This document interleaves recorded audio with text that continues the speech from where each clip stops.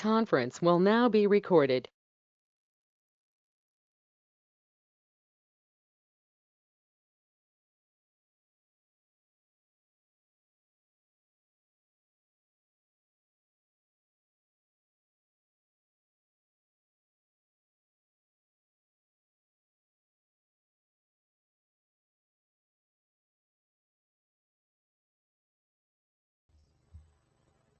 Please stand for a Pledge of Allegiance, moment of silence.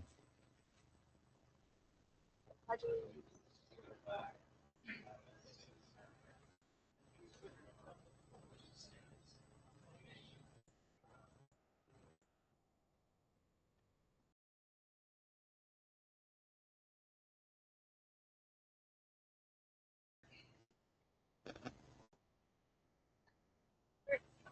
Please call roll.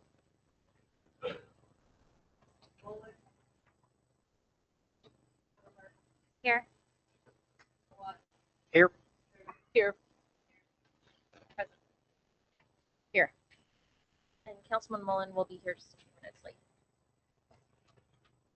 Consent agenda is item number 4, approval of the minutes of the regular meeting, November 10th, approval of minutes from special council meeting, November 13th, and statement of bills paid.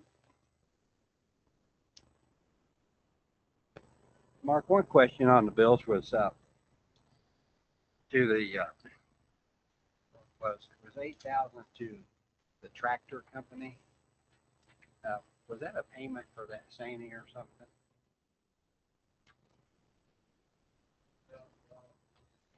I meant to highlight it. I gotta find it. Yeah, tractor. Murphy Tractor. Yeah. Well, was that a payment for?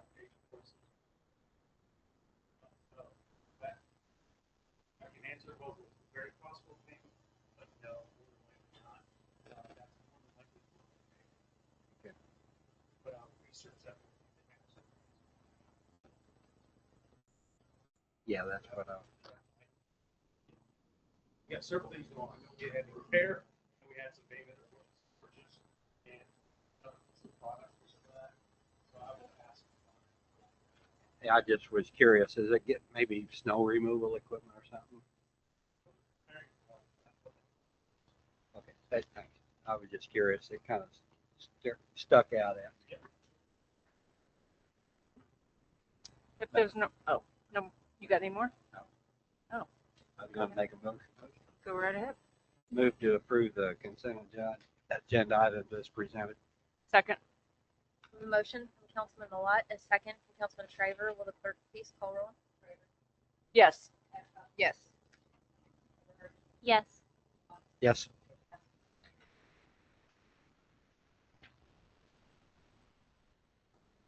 Item number 5 on the agenda is requests or comments from the public. Seeing none, we will move on to item number 6, which is consider adoption of ordinance number 1096, an ordinance adopting additional amendments to the standard traffic ordinance previously adopted. Thank you, Mayor Council. The work was done by the city attorney. Yes, I am. So, 1096 is, we'll call it a readoption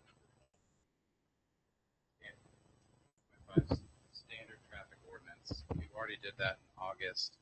In the meantime, a few issues popped up that are explained in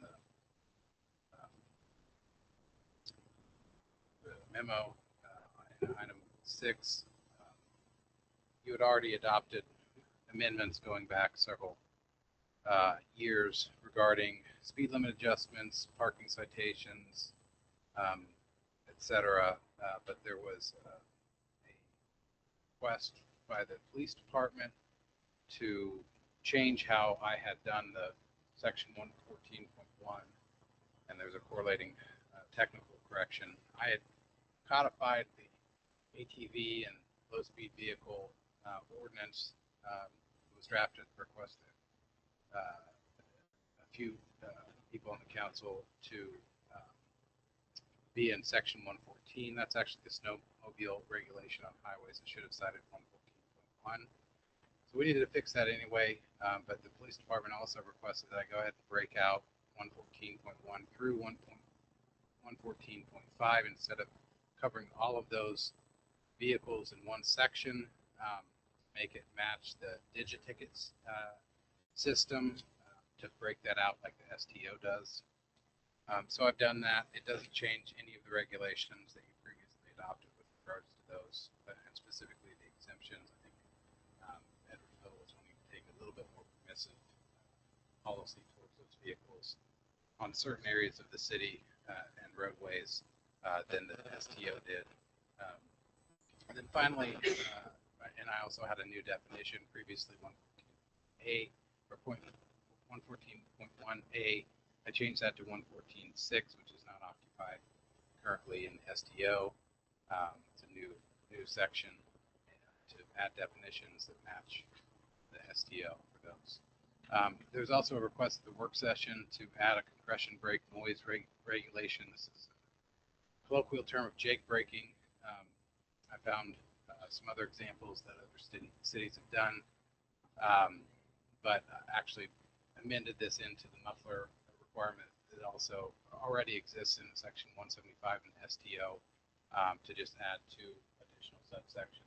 Define jake braking, which is compression release engine braking system, and to require that a muffler, a suitable muffler system is used when they're doing that. So with that, it's basically just updating the ordinances and getting it more. Okay. Speaking of more refining or fine tuning, I don't want to do this, but I'm going to. You have utility vehicle or off-road ATVs or whatever being able to cross 32 highway and 4th Street.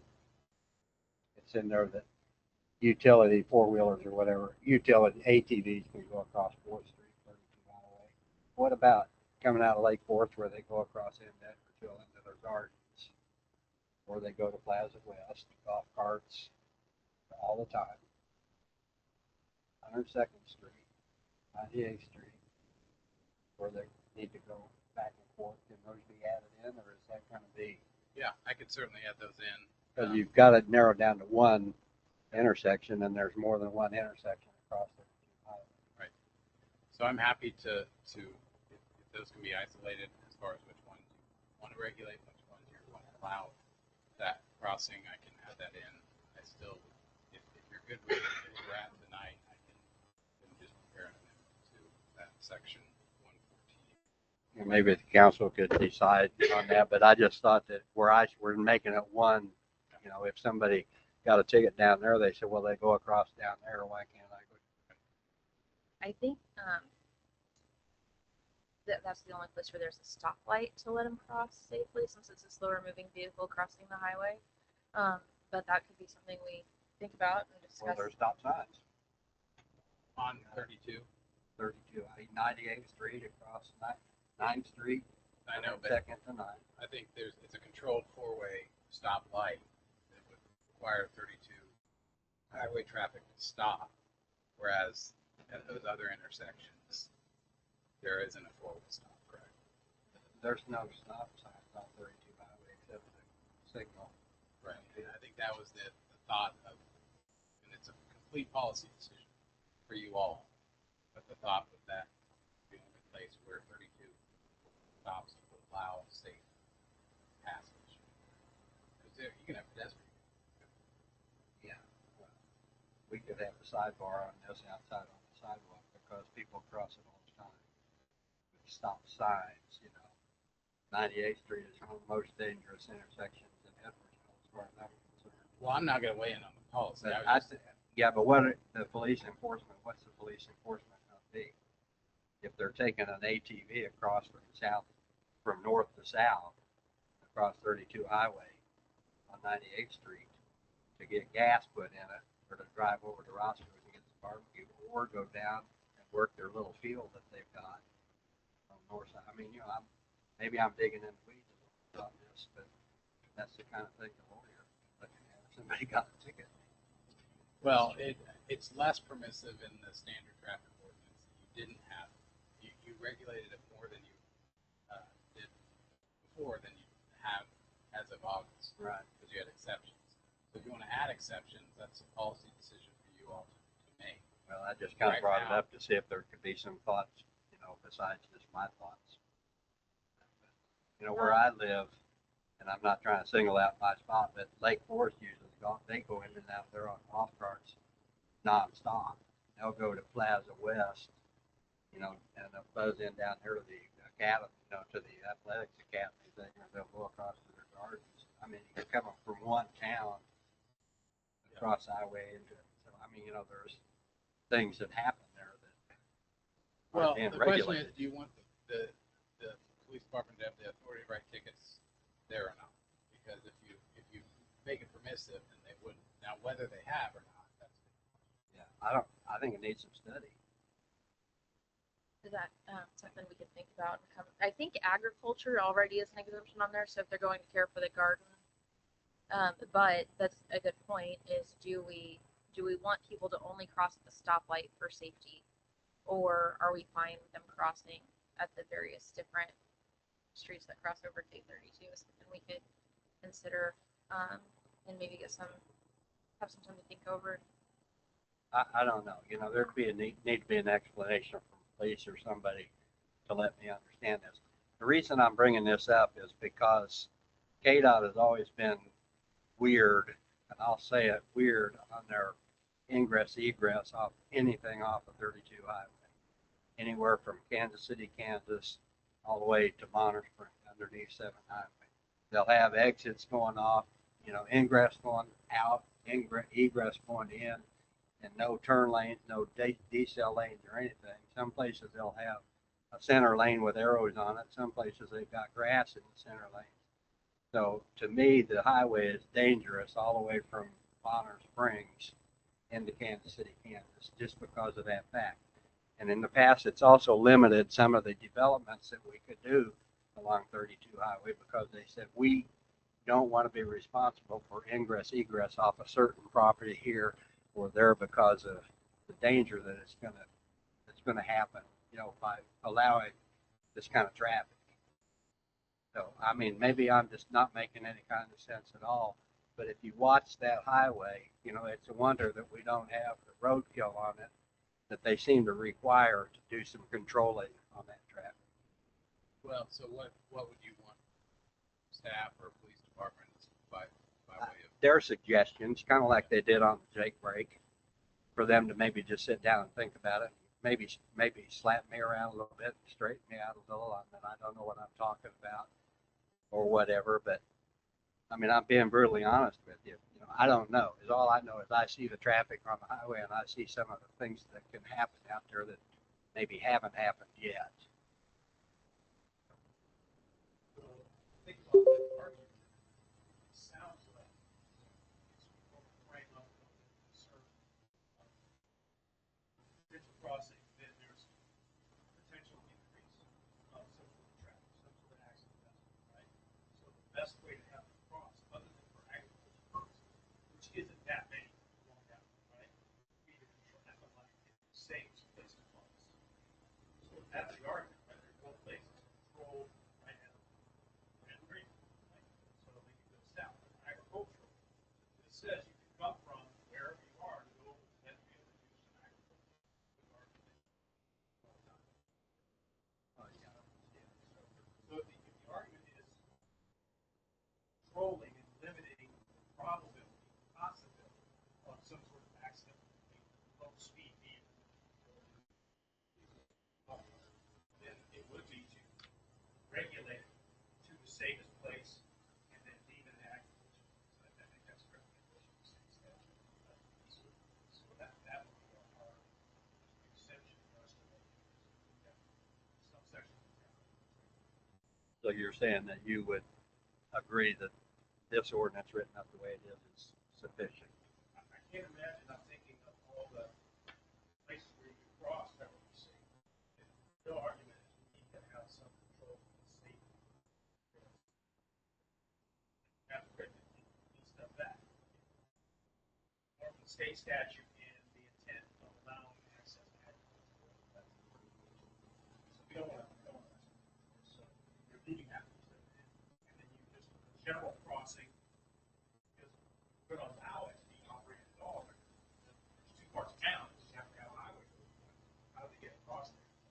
safest route would be to come to 4th Street.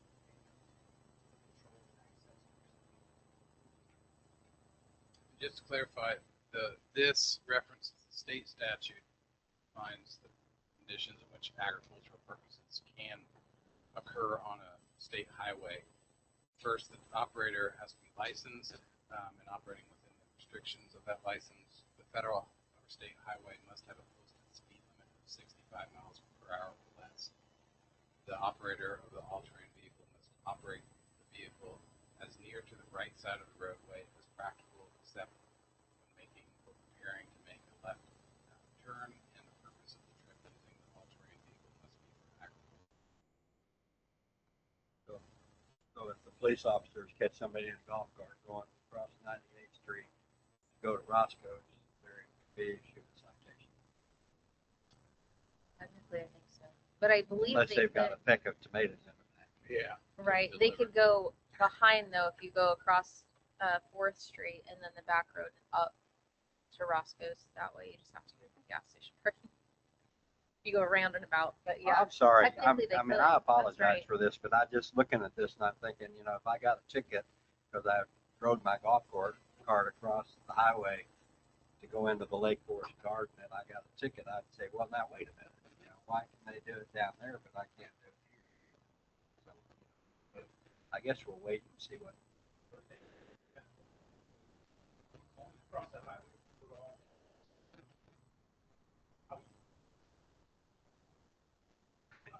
Not crossing. Like the first two farms. No, it's Lake Forest Farms. It's the city of Oh, Edwardsville. right, right across. Yeah. I think that- It's farther to the right. Come out of Lake Forest. Go down on the west, stay to the right, cross the city to the left. Now, the problem, on the purpose, would be the agricultural. Yeah, so agricultural can cross if at other places if they're in compliance with the state statute I just read, and through 2009,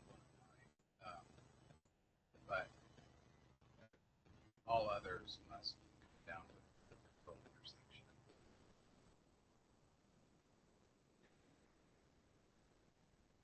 Yeah, the last thing I said, and I apologize because I don't usually do these kind of things.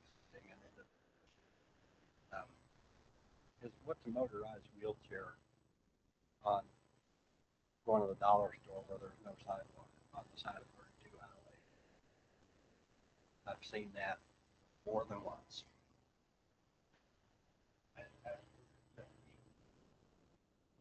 Is that part of this? Yeah, that's a good question. It's the equivalent of pedestrian, but I think it would be considered a vehicle under the STO. Wonder if it's a low speed vehicle.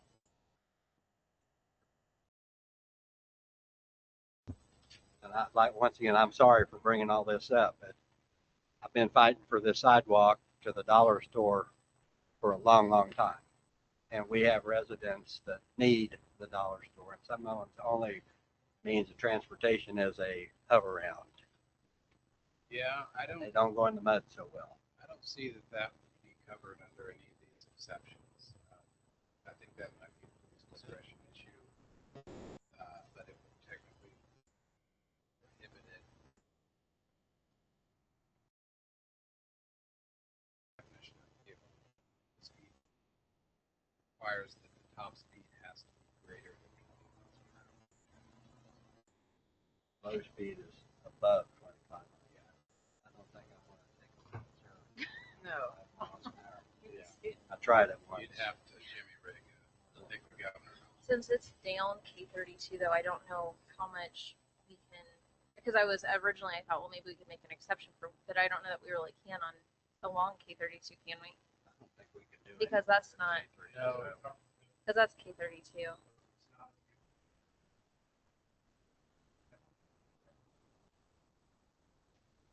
So then that might be somewhere else in the ordinance where we define pedestrian would include somebody on a wheelchair. I don't think is covered. Okay. Okay. Right, except they put most of the vehicle, except they have a lot of something. Or as something.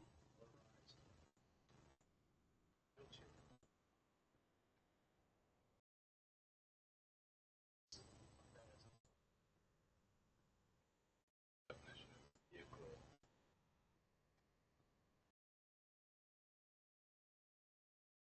They're not licensed to drive a wheelchair or insured. Sorry. Digging in it. So.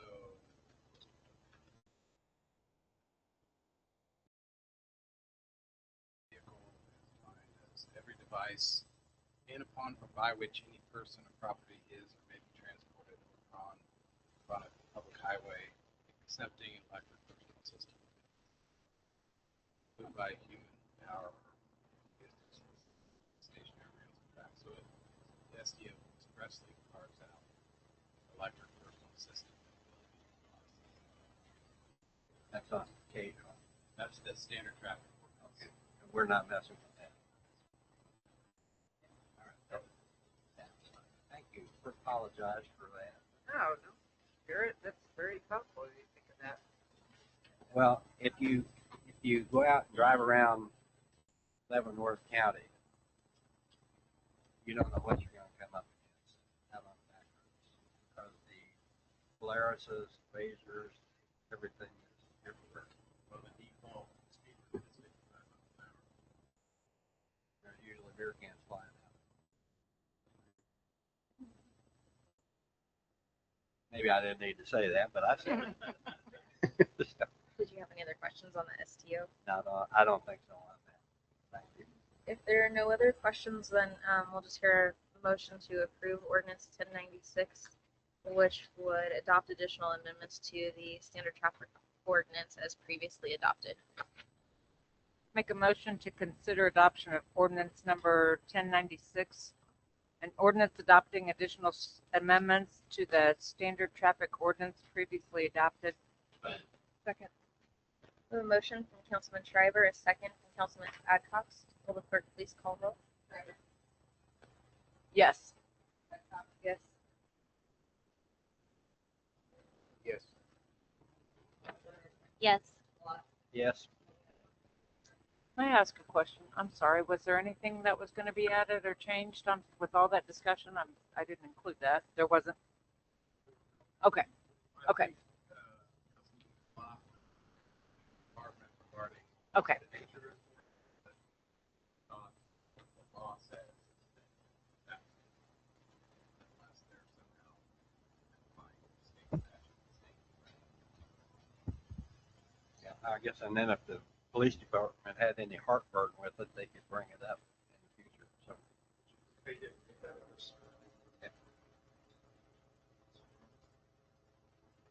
I've got confidence in that.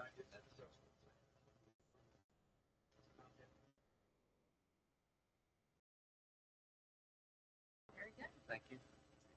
Item number 7, consider approving amendments to the automatic and mutual aid agreement for fire protection and other emergency services. Mayor, thank you, Mayor, Council, you get the background information for you and well, agreement that's recommended.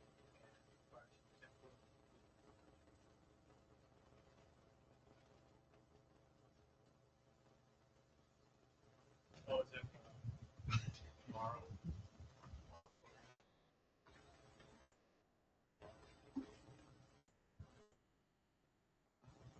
Mayor Council, before you is the update Wyandotte County Automatic Aid.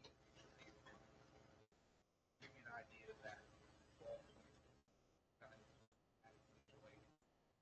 Cities of Bonner Springs and Kansas City, Kansas, respectively. That was the start field test of what we do is like all the time. Prior to that, there was a 911 call in the city of Edwardsville, and we would have to sit there and call back to dispatch and say, this is your call. So you need to come. This agreement successfully removed that aspect. Now the parameters of the CAD system. The Edwardsville Fire Department's on this call. It's an expo safe city. Between Bonner Springs and Kansas City, Kansas. As to who they would dispatch the call. Over the last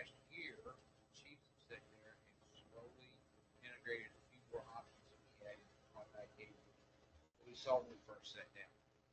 Now, you report your house is on fire in Edwardsville. You're going to get a combination of resources from Edwardsville, Bonner Springs, and Kansas City to follow a county-wide dispatch protocol. Same thing if you sit there and call into a traffic accident. 7. What it did not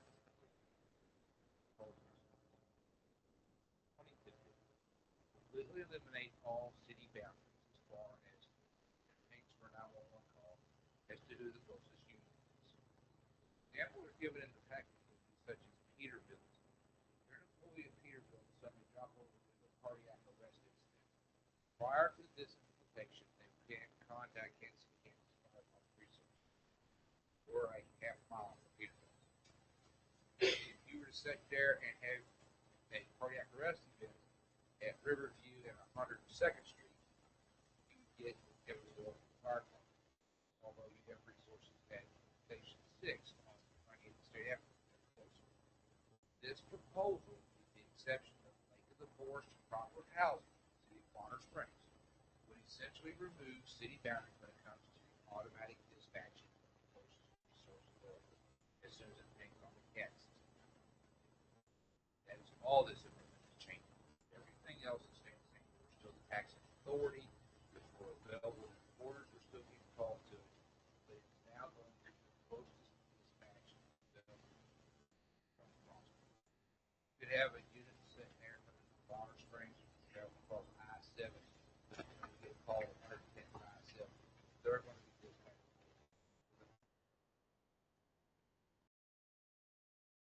We also have an ambulance KU hospital and have a call at 18th Street Traffic Way and I-35, and we get closer to the hospital. Doesn't take away the parameters that we still are going to do staffing. We're not going to change anything. It just simply says based on the APLs of the vehicle, if they're the closer unit, we're going to call first. Exceptions being structure fires where we're still needing to provide pieces of apparatus and do cheap ones. Same with whole foods, such as myself and DDC. Not always have to sit there and be on the response part of everything else. If it's closer to where Battalion 6 or Battalion 3 is located at Station 6 on 98th State, they would be up dispatched and referred to it and attached to that call. So it kind of reduces some of the constraint that we have of hard set city boundaries. But the common sense approach of seconds matter, let's get the closest unit started first, and we'll sit there and start our appropriate mission.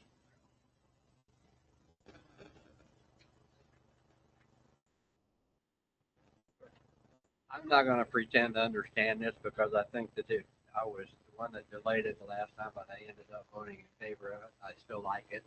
I think that you are doing a wonderful job. What is item number 27 on page 5 of 8, and it says KCKFD dispatch agrees to geofence Bonner Springs to ensure BSFD is first dispatch.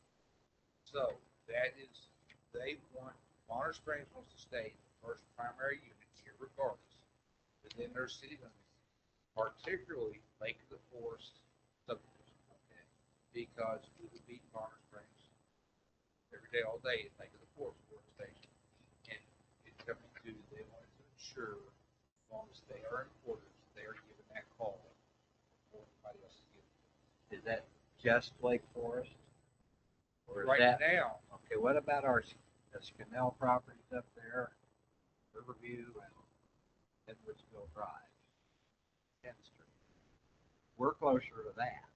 right now, the only thing excluded is in their parameters is Lake of the Forest subdivision.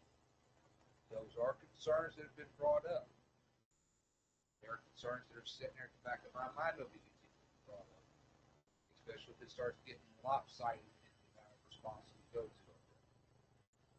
But that is a parameter that myself, or the fire chief, or our city manager rises to this level. Nobody knows what's going to occur here until it's simply not occupied. Our code enforcement is as stringent as ours in our buildings down here. We're talking about less than 5 calls a year to those problems up there because that's about what we're averaging to our industrial complex down here. Can't speak to how their code enforcement is going to be about So it's kind of that one unknown. But trust me, if it started to get really lopsided, I would be having talks with these. We'd be having those talks with the city manager, the fire chief, and Palm Springs as well. So we would go back and kind of enforce that one section to be excluded. It's predominantly yours. This is your area too. Is that from the old fire chief or the new fire chief? The new fire chief is on board with this, but he wants to keep making forced the conversations that we've had. I am not against it. If they are busy and they're out, it says that we are the next closest unit to go to making the force. We just made sure we had the conversation that there is a separation between the golf course and the housing.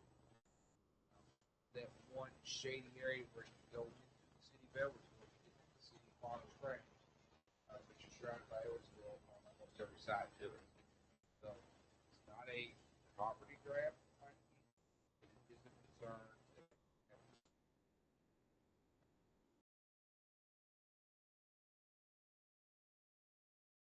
What would be the exception that you would end up wanting to for?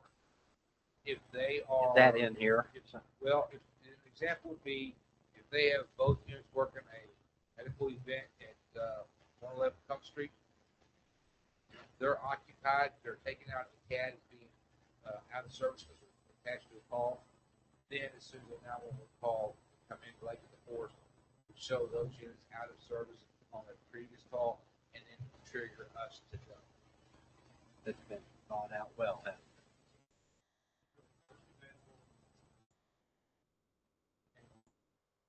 My take again is it shouldn't matter what side of the city you're on, call 911.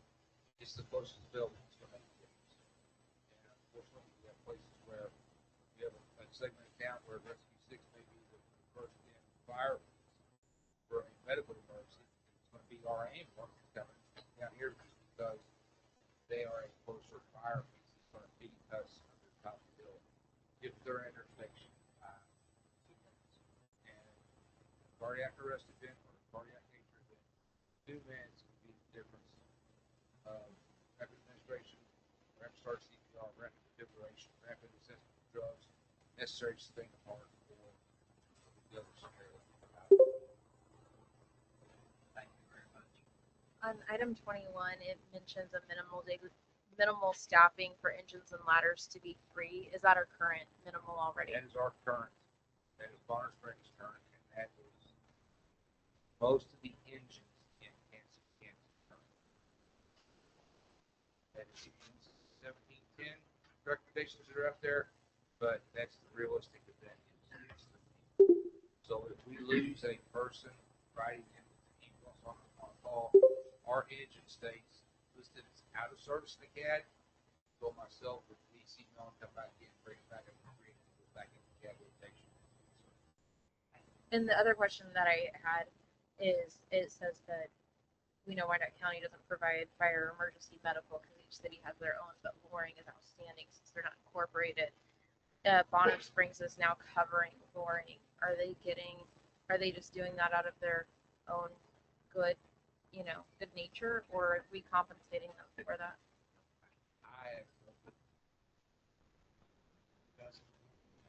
Well, as a county, because previously I believe they were wanting a whole ton of money to cover Loring, a whole ton of money. So I just didn't know if that I was. bowed out of that conversation. I had no dog in it. You were at the train derailment a couple of years ago, weren't you? So there's some cooperation that takes There's place. still been cooperation. We've made structure fires down in the Loring area because we're the second closest fire piece there. That part has never been an attention point. As far as compensation, dog in that fight, Yeah, I was going to ask one other thing.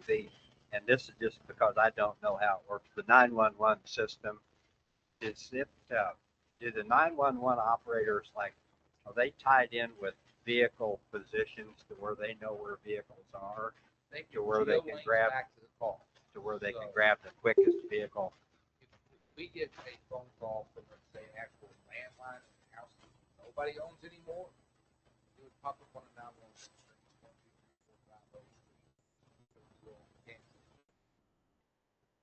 problem is majority of people don't want their landlines in their home. It pops on a cell phone. They can't get it. They ping the cell phone. It's about 100 meters of accuracy where it's at. So even if you have a car accident and your Apple phone walks in your car, it says crash detected. It can sit there and geo at about 100 meters of where you're at. And that's what pings on the dispatch console. So there's a book.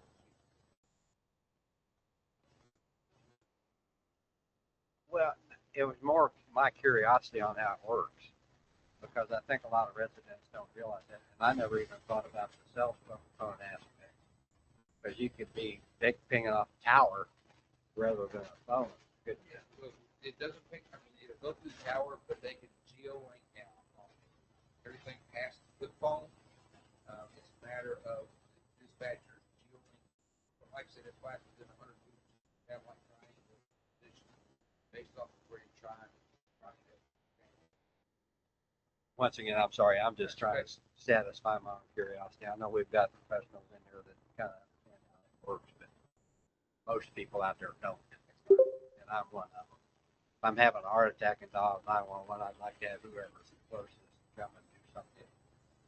And that's the AVL that's listed in the automatic gate agreement. That's the automatic vehicle location. That was thinking off the satellites about every 8 minutes of a second. Accurate location. Fair time for itself. Thank you, Chief, for letting me bother you with that.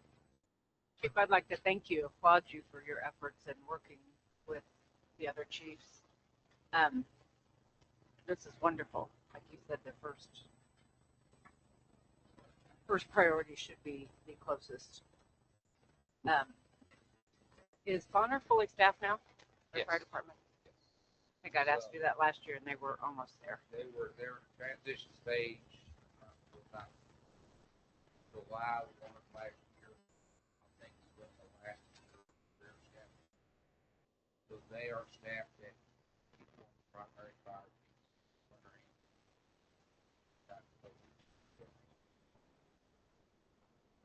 And I appreciate your comment about how you will monitor this, just in case.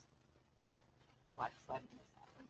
That's it shouldn't just be a done contract and well, we can't do anything until next time we open it up. So, and I trust assured you will keep an eye on that.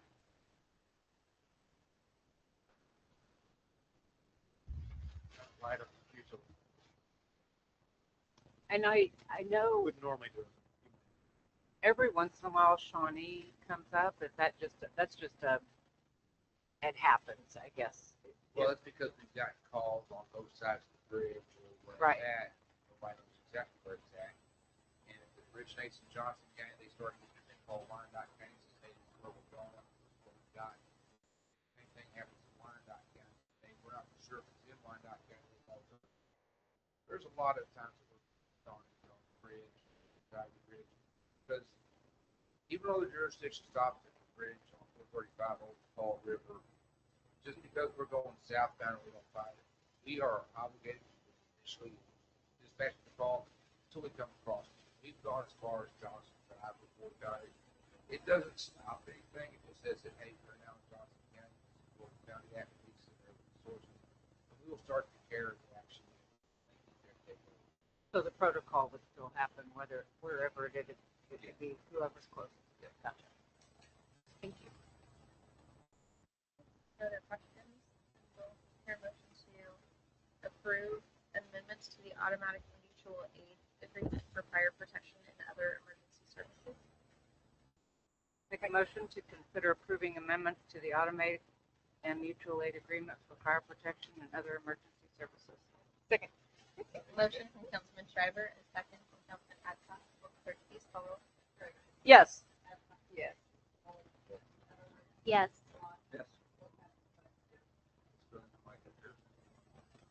Yes. Thank you, Chief. Item 8, hear a guest presentation about the Wyandotte County Vision Zero Action Plan. Mr. Gerber. Good evening, buddy. Good evening. We have John Moore. He's an engineer with Wilson and Company and working on behalf of the Wyandotte County Vision Zero Action Plan. He's here to give a brief overview of that plan, talk about the impacts in Edwardsville and what any future funding opportunities may be available for us. So I'll turn it over to Mr. Moore. Mayor, appreciate your time. Opportunity for me to share a little bit more about Vision Zero and what that means for what Idaho County also.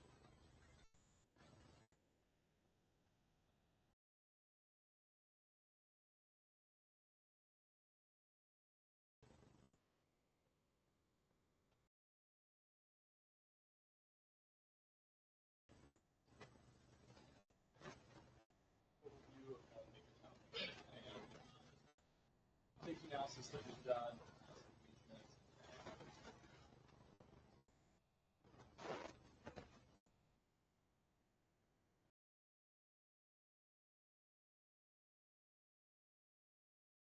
Vision Zero before.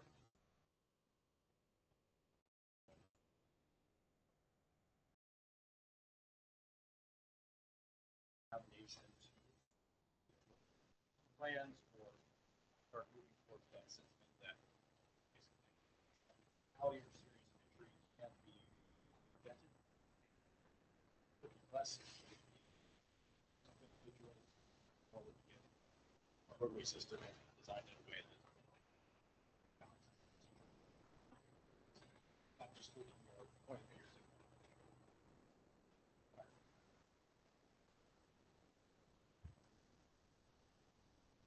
Part of our effort was actually funded with USDA Safe Streets.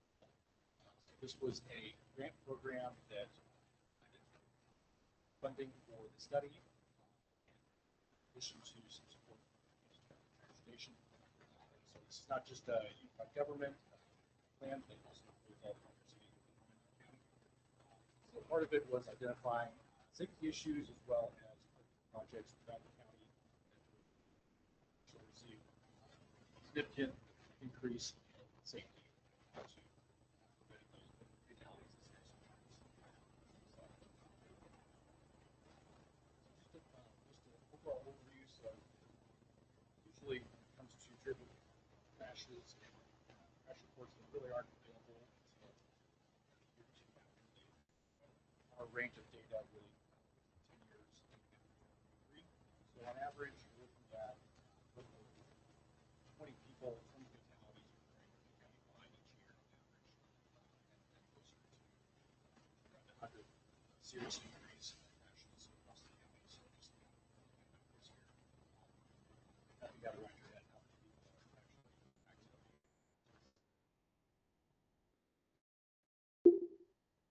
Looking at the trajectory of the last 10 years as well, there was a change in definition in 2019, but you're certainly seeing overall rise throughout the county, these fatalities and serious injuries. So certainly not the trajectory we're hoping for.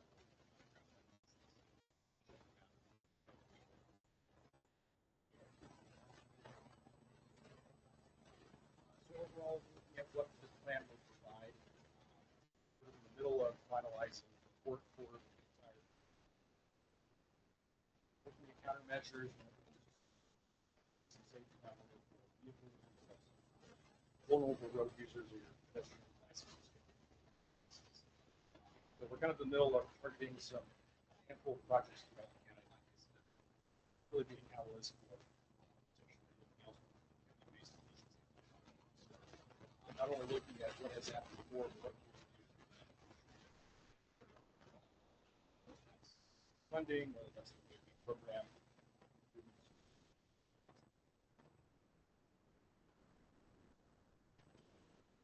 A little bit about our safety analysis. Spend an hour probably talking through this, so this is very, very high level. So as we drill down from no less than 40,000 crashes that occurred the last 10 years, that's how that kind of breaks down what level of crash that we're talking about. So really what Safe Streets for All really dedicated that is fatal injuries and serious injuries. Also, see the breakdown between those crashes, but also those that are impacted by road users and with the numbers, the ratio of folks that are vulnerable to road users that are in a crash is much higher likely than the fatal injuries. So another reason we kind of make that And then, like I said before, kind of getting back at what this zero is, it's not just the infrastructure that's currently on the road, but also the way folks interact. That just generally summarizes kind of the breakdown of crashes and infrastructure issues that are occurring. So whether that's a speeding vehicle or young drivers. So go to the next slide. Goes down further, and it does is compares the statewide averages to what's occurring countywide and Wyandotte County. So those bolded items, intersections, speeding, road users, under straight occupants, so seatbelt, air drivers were all significantly higher than the statewide average. So that puts some opportunities for communication.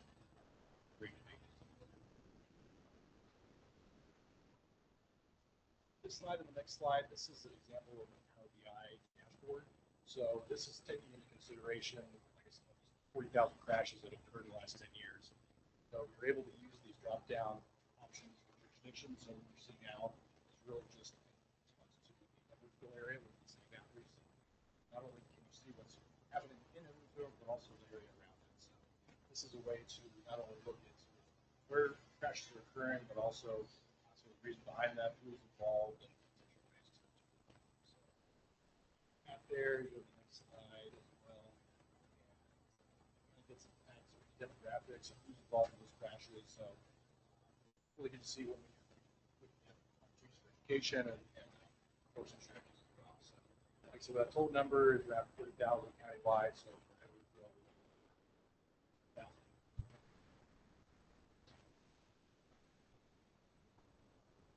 So we have a couple of maps here. This one, just kind of going back and forth between this one and the next one. This is really the entire system, including the interstates, and then you take out those DOT interstate highway systems.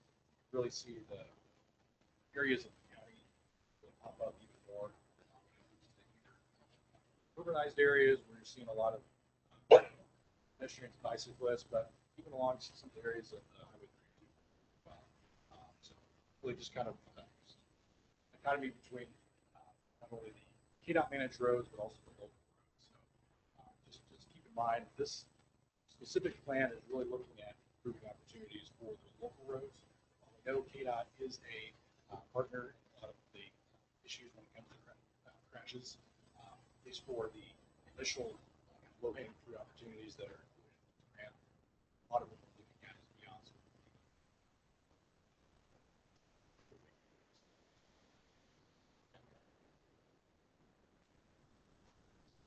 So as we move forward with the study, like I said, we're kind of looking not only at the crash reports and all the data that we have, but also overlaying that with some of the typical variables when it comes to high risk areas. So looking at those speeding issues with the posted speed limits, looking right away, looking at any areas maybe that have sidewalk gaps and things like that. So overlaying with that, sort of the design of the roadway network as well as what's occurring versus crashes, we're able to kind of prioritize those specific areas around the county that maybe we should address.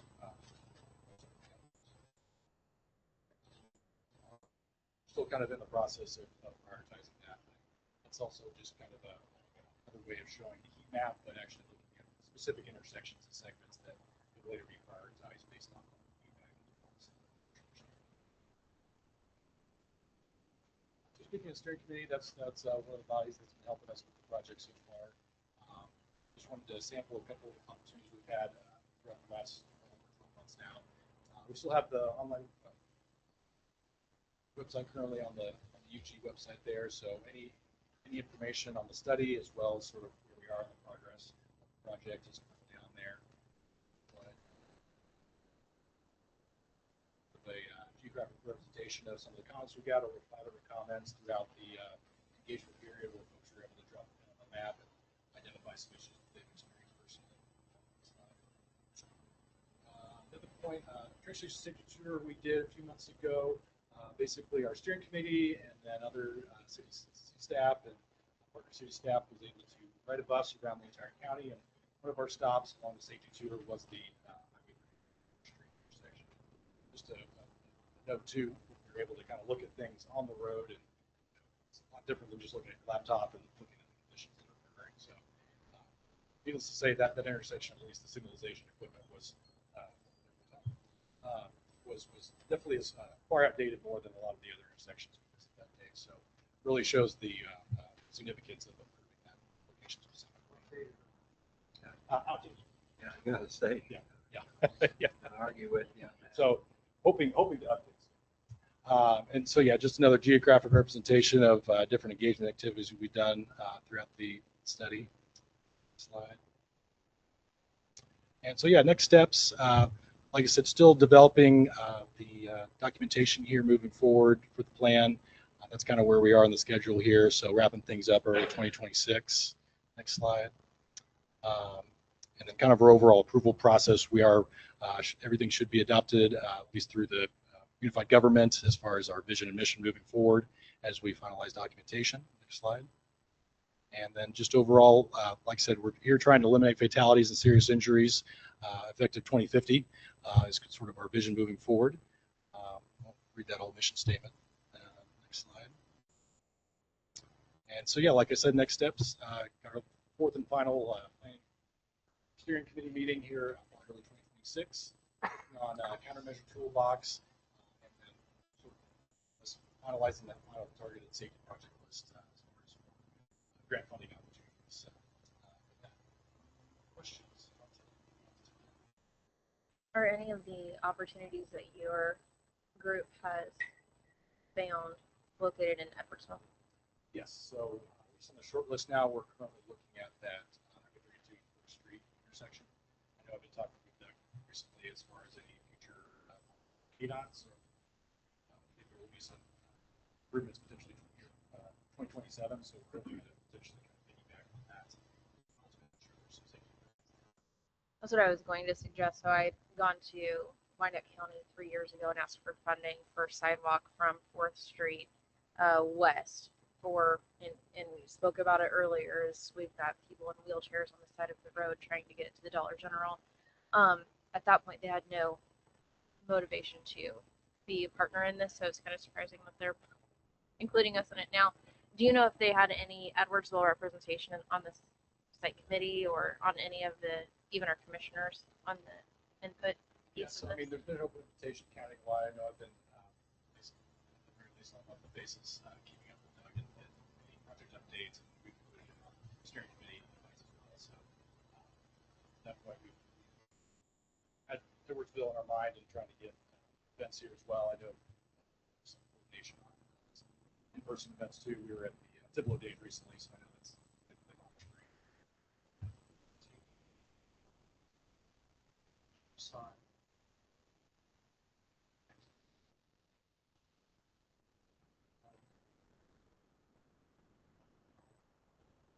Okay. Previous.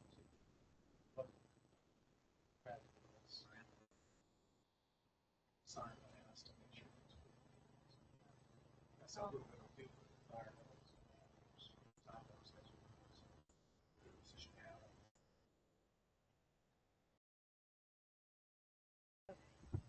Madam Mayor, I would also say that they've also identified a couple other potential locations in Edwardsville, particularly where the truck traffic is along 98th Street. So It would be interesting to hear. That's, I just didn't know if there was Edwardsville voices included, because we're obviously more familiar with this area than just driving through on a day, which I appreciate you guys came through, but just wanted to make sure that we had people that are familiar with this particular community, because we drive it all the time and we know the street. Very statistic driven. They're looking at accident mitigation. I personally would say I would be surprised if we're straight out of infrastructure. But there's no infrastructure allowed in that industry. I know from experience. So I would be surprised if that was the target. It has to be done to maybe have some improvements. And we can improve it, meaning they push that onto us, as we know from conversations, that we can put stoplights on it. It's very expensive. And as far as the 4th Street corridor, that's coming as an improvement with the stoplights, the sidewalks, and things. And that would be interesting once that project is really in full swing. That are we adding to some safety components that we didn't think about, in the sense unsafe or unsafe, right?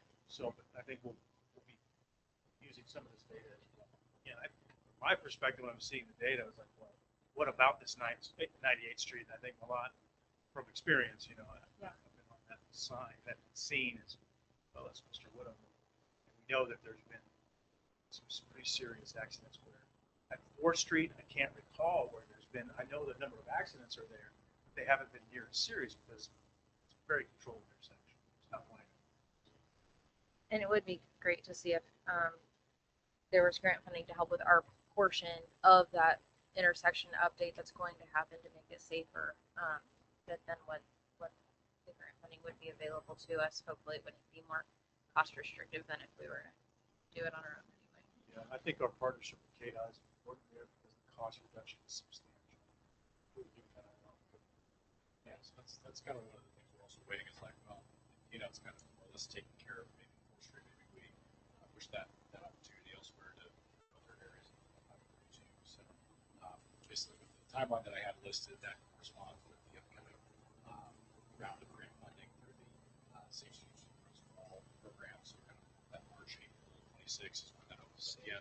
So theoretically, because Wyandotte County government has there's their action plan there, eligible to apply for implementation funds or further planning for anywhere within the implementation. Does the grant go to, would be applied by Edwardsville to Edwardsville, or would it be to the county and then distributed to Edwardsville to the county? Yeah, so my understanding is one of the Catalyst projects would be within Edwardsville, so that would purely be Edwardsville's grant too. I imagine the Unified Government would have some role in it, just because they were the major leader in the plan itself. Wouldn't be getting bled down before it gets to us? If that's the right way to say it. So this starts with the $1 million. If you recall, citizens came and said, hey, what are we doing with the $1 million we got? Well, this is what that was. It's the study to put all this together. Now, the next piece is to take this data and say, what's the strategic plan for these roadway improvements, increasing the safety, right?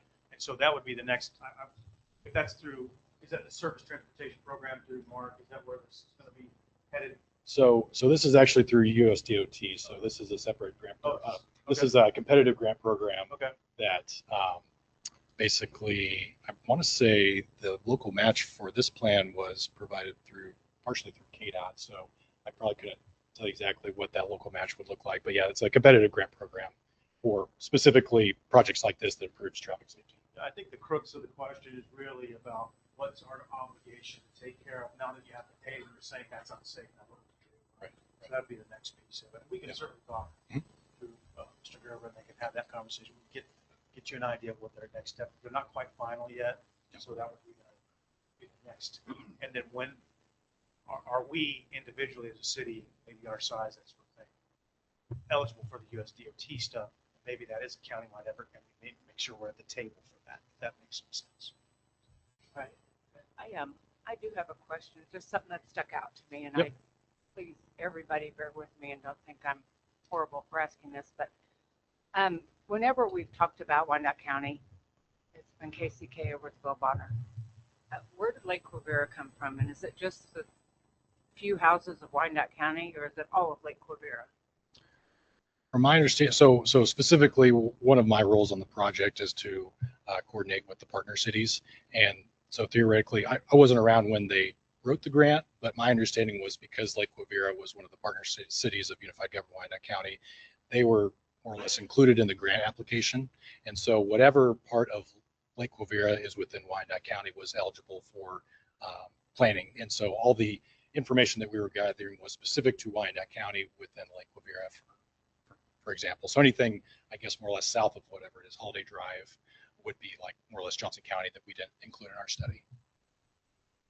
So theoretically, they would be eligible to move forward with another You know where I'm opportunity. coming from. Oh, absolutely. I think Lake Quivira's never come up with anything. So. There's less than 10. Right. I think houses. 6 houses. I think. Yes, 6 houses, and then Right, you do have some roadway.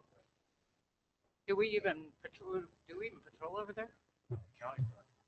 I don't know. Somebody does. They have their own police. Yeah, They have and they their- all I knew they did that. They're their own entity. So. Yeah. Okay. No, I didn't mean to put you on the spot. But No, it's fine. I if think, we're having money come here, I don't want to share it with anybody. Sure, yeah.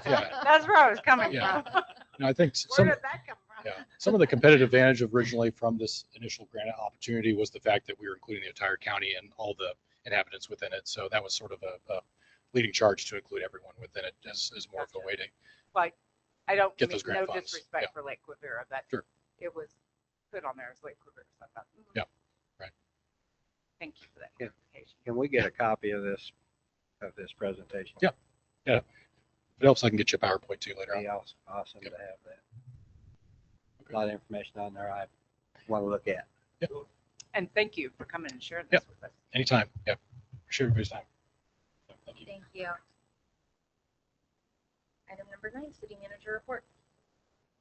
I did commission the city engineer to study the ordinance as well as the layout, right-hand turn lanes to make sure that we have proper signage. There was some correspondence exchanged earlier today. They made some recommendations. I've looped in the city attorney, asked several questions. They do suggest that we suggest to the property owner that they install a couple of signs themselves. It will help. Certainly, they've said these were the ones that they would recommend. And I do think they captured it in general without oversigning it. But there's a couple of questions that if we only say, for example, a right-hand turn only, is every vehicle right-hand turn only, right? It wasn't very clear, and there's some ways that you can do it. One sign above the other that makes it clear. Can you be a delivery vehicle and are you excluded, or you're just reading the sign and you're confused, right? So we need to just get those pieces right. Of course, those are sign standards, DOT, and they're experts. They put their bridge people on it as somewhat emergent for us, and they are experts in the signage according to them. So I'm leaning towards their recommendations, of course, but we'll inform everybody as soon as they say we recommend this. And Josh, our city attorney is well apprised and he's comfortable with it as well. So that's coming. We're on it. We have 2 holidays coming up. Thursday, Friday, the city hall will be closed. That's this week. This week. No track sign on Chapter. Yeah, it does. Yeah. We need one.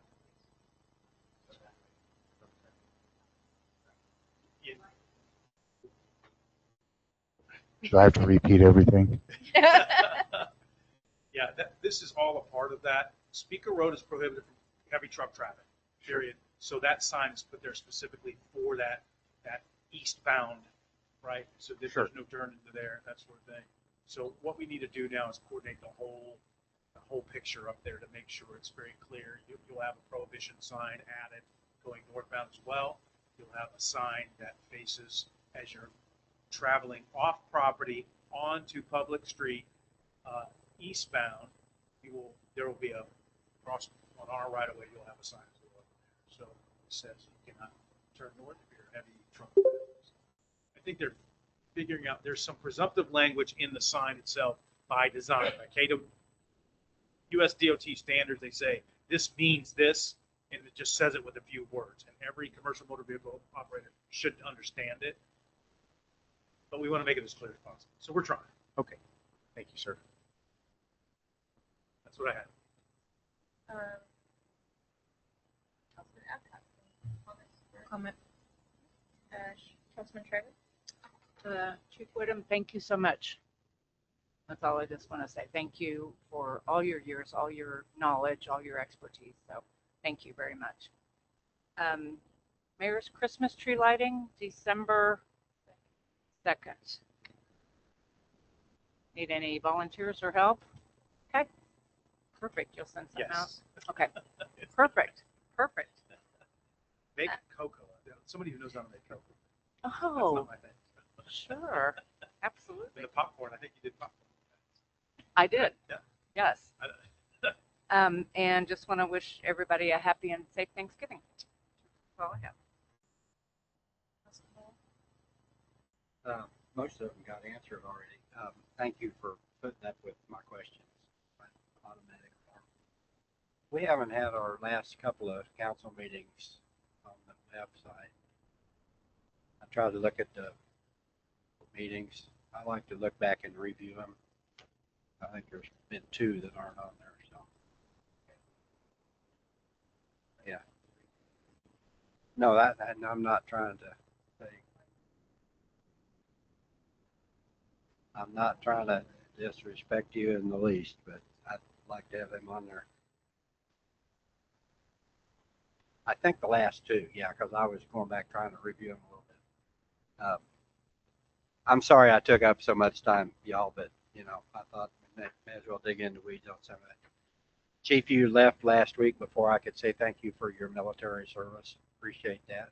Well, executive session, so I didn't get to say that. So, and relay that for me if you would to all your employees. So that's all.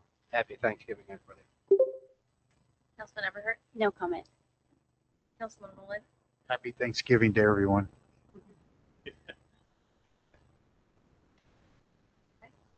I think I just have my notes to remind everyone of the Mayor's Christmas tree lighting coming up. Adding some great new things this year. We'll be posting those on Facebook. It'll be a great night. Tuesday, well, a week from tomorrow, December 2nd, from 6 p.m. to 8 p.m. at the Community Center. We're going to recess now for the evening and then opening the governing body work session roundtable discussion on the floor. You have to adjourn. Adjourn.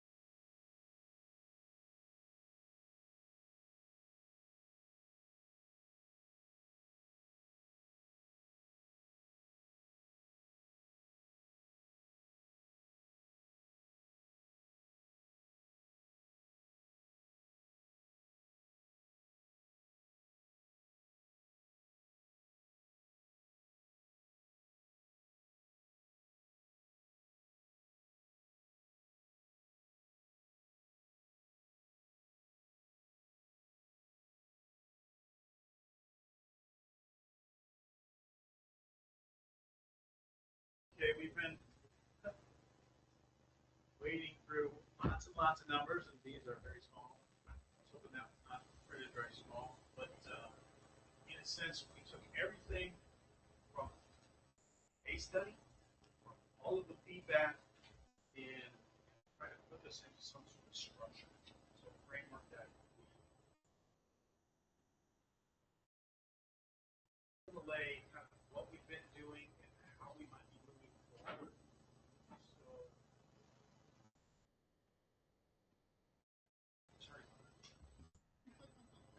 So as you can see on the slide, you see that really this overview is about summary of the pay adjustments, longevity reinstatement, incentive structure, and the fire division hour calculation, which has been on my radar for several years.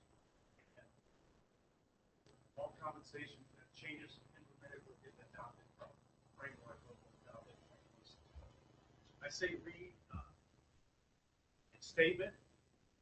City has had a longevity program.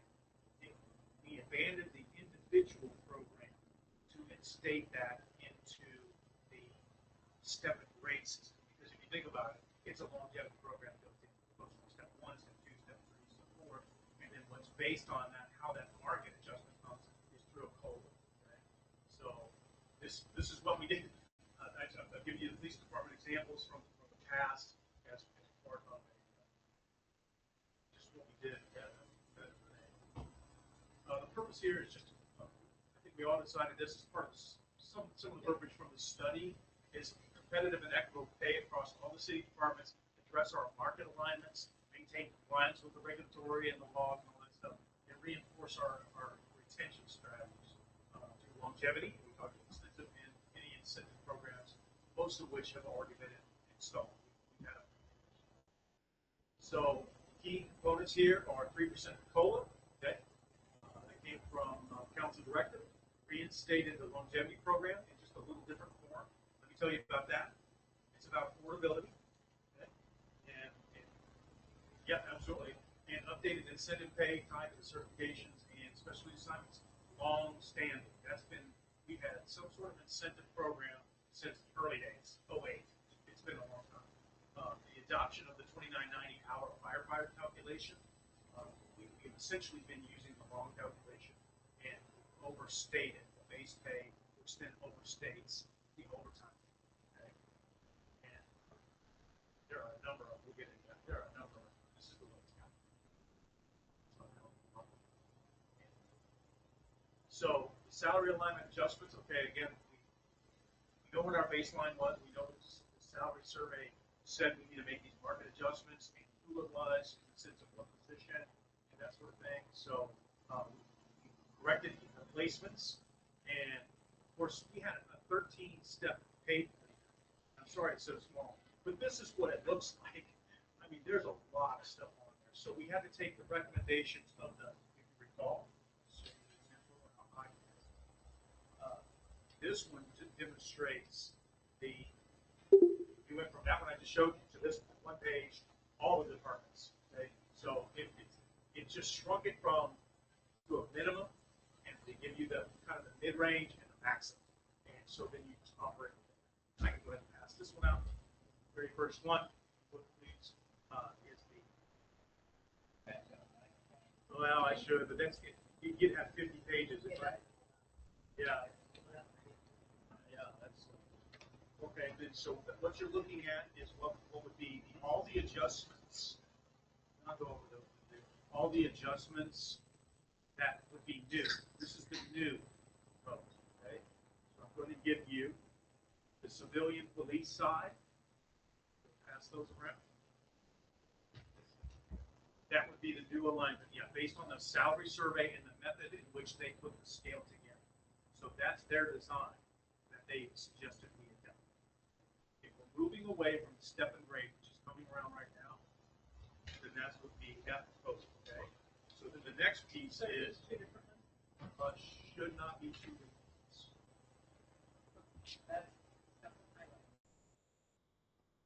We have one.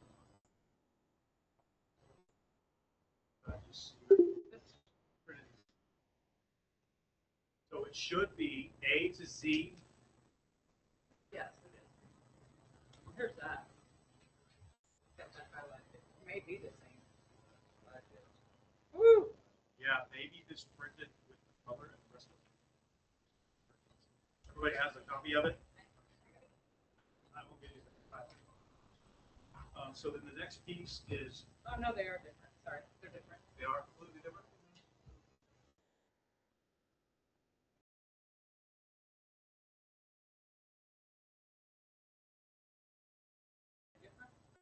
Mine are. Oh, I can tell you why. I'm so sorry.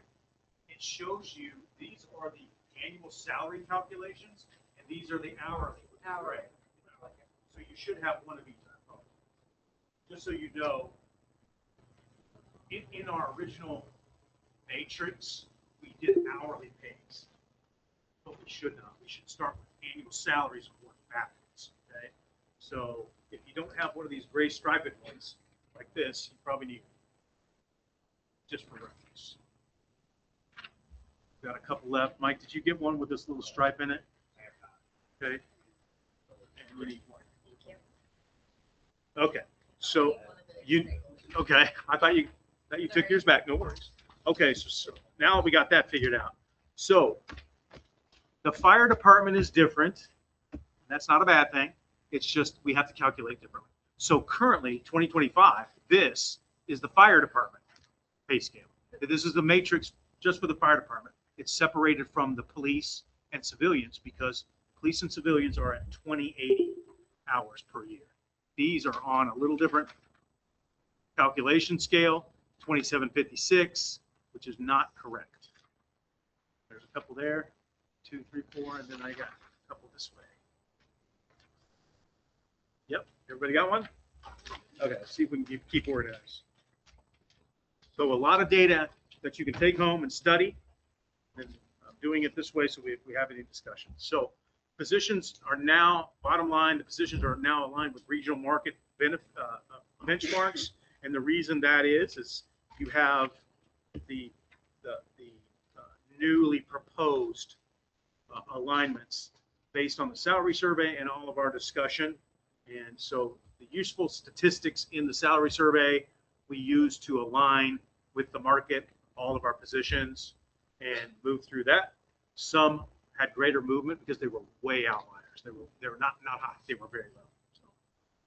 Okay, so this is kind of the nuts and bolts of everything that everybody likes to compare to, but our final salary total puts you at about a little over 4 million, but our budget is 4.1. The net variance is about 46,000 under the entire compensation budget. Okay, don't get too crazy excited because that's a fairly low percentage, and we want to be as accurate as we can be when we're formulating a budget. But remember, we were doing some of these things in May and June, so it's been a little while, and things change, of course.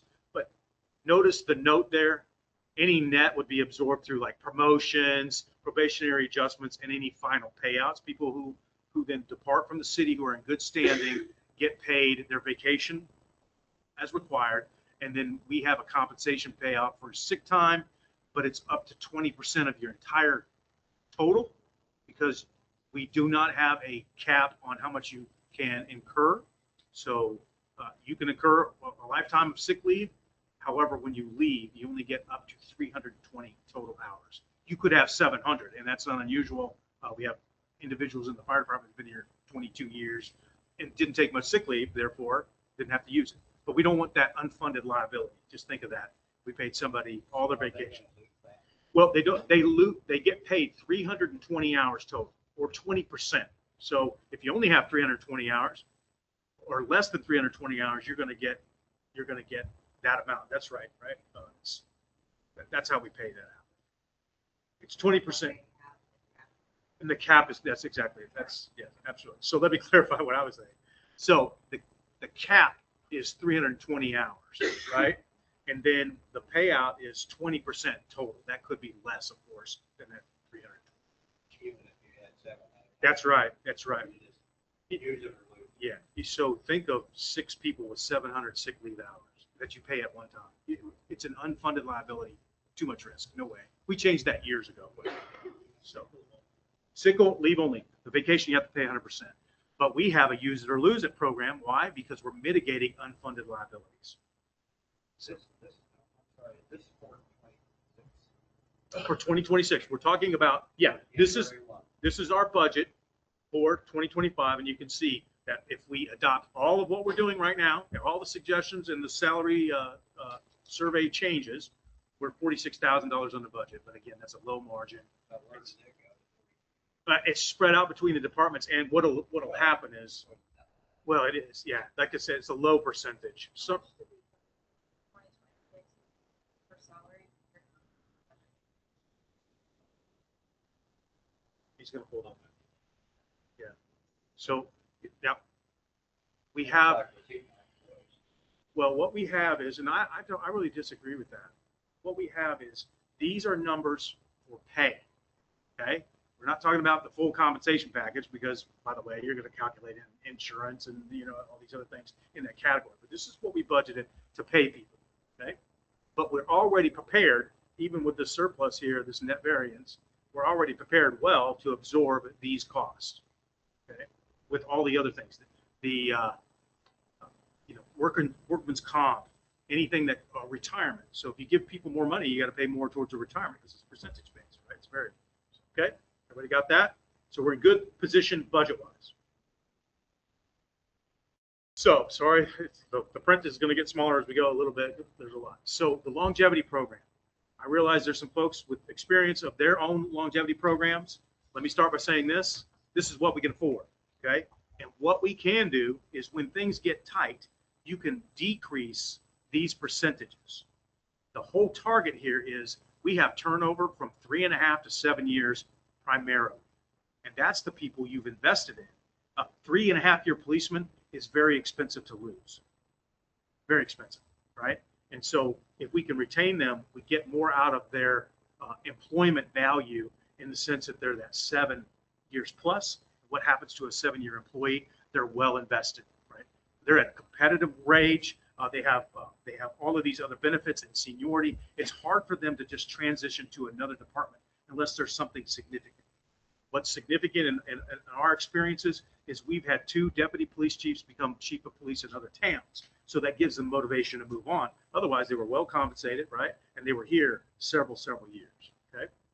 So notice the tier percentages ranging down,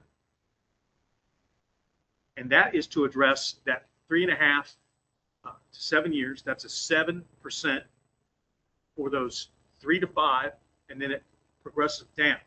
Now, why that's significant, what's interesting about that, and it's just plain math, is that 2% on 120,000 is $2,400.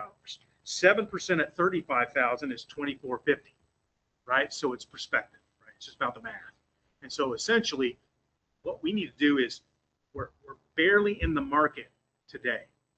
So next year we won't be. That's what it comes down to. So we have to keep our COLAs up. That changes. These numbers go up, right? It changes the scale. It's not a raise. It's just about adjustment in the market. And so that we keep competitive. And then you add these other things in. So now, if you notice, only 26 employees in our 50-plus system, but that's a pretty good number. That means we are keeping some folks around. We just need to fill that gap of about 8 people in that 3.5 to 7 years, right? That's where we need to keep them. And oh, by the way, in the recruitment and retention, they're saying, you know what? If I stay here, kind of like Mike Mullen pointed out, the longer you stay there, so right, you're like something to look forward to. That's my hope factor. That's what I like. Employees need to see the hope line, right? And that's it. I'm here. We've had a young man that was here in the police department for just a few weeks after he got out of the academy and left for another department, right? Now, there's some other ways we could take care of that legally, and we did. But in the end, we don't have the body here that we trained and we're waiting on. We weren't hiring another person to take his place, and now we got to start all over. There is. Yeah, absolutely. Not by the agency that hired him within the first year of graduating the county. That's the law problem. Yeah, absolutely. It's a universal problem. Yeah. So, statute. Yeah, statute. So does that mean what happened year 3, year 4, year 5? Nothing. 7% every year? No. It's not compounding. It's one time, right? Mike, you understand as well, right? That's how they do it. So upon your 3-year anniversary, you get this. Okay. Now, what we have to accommodate for is it fair that the 3-year guy meeting right now when we pass this, and there's 2 other fellows in between 3 and 5 years, do we not give them that? This accounts for that, quite frankly. This accounts for those 3 to 5 year people now that are on our staff, right? And so our budget supports all of these things, right? And then, so the only problem you might have, and we know we will have that, is you might get your 7% in 2026, and you're close to that. You're at your 5-year markish in year 6. This policy says they get 5.5% of their longevity pay. Okay? The longevity pay is, as you can see, it's $3,200 a year for the average employee. Okay? And it only applies to 26, and every one of those is variable. Now, why are we going backwards in the sense we want to keep our 3 to 5 year people, 3 to 7 years, and as they make more money. If you're here 9 to 11 years, you're making pretty decent money. That percentage, as I demonstrated to you, is a pretty good chunk. It's not too bad money. But as a sense, as you get more pay, it's even harder to move on. You're a 12-year veteran, those folks are sticking around. That's been our experience. We could. It would apply to maybe 3 or 4, and they're all in the fire department. 3, maybe? 3? Yeah.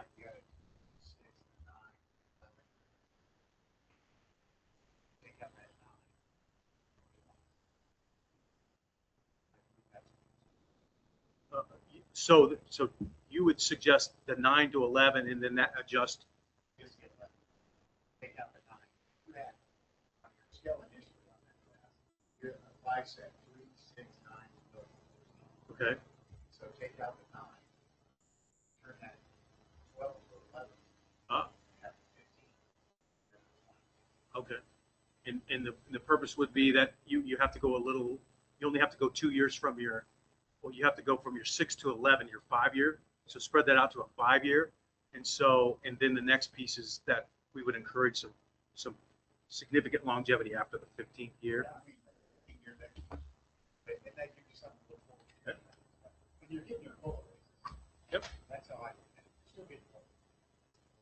And they're getting their educational pay. 6, take out the 9, and add the 11, 15, and 20. I like that. Yep.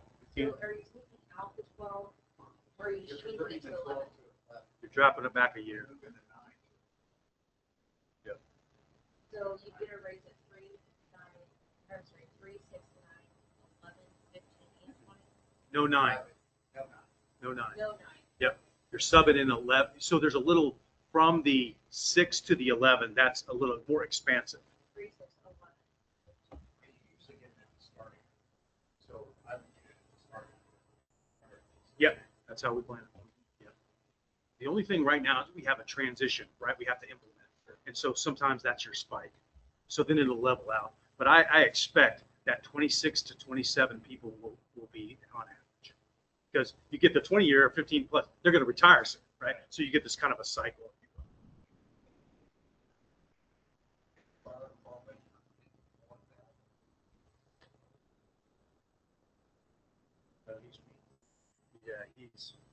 I hired him. So. Yeah, so, 3 are.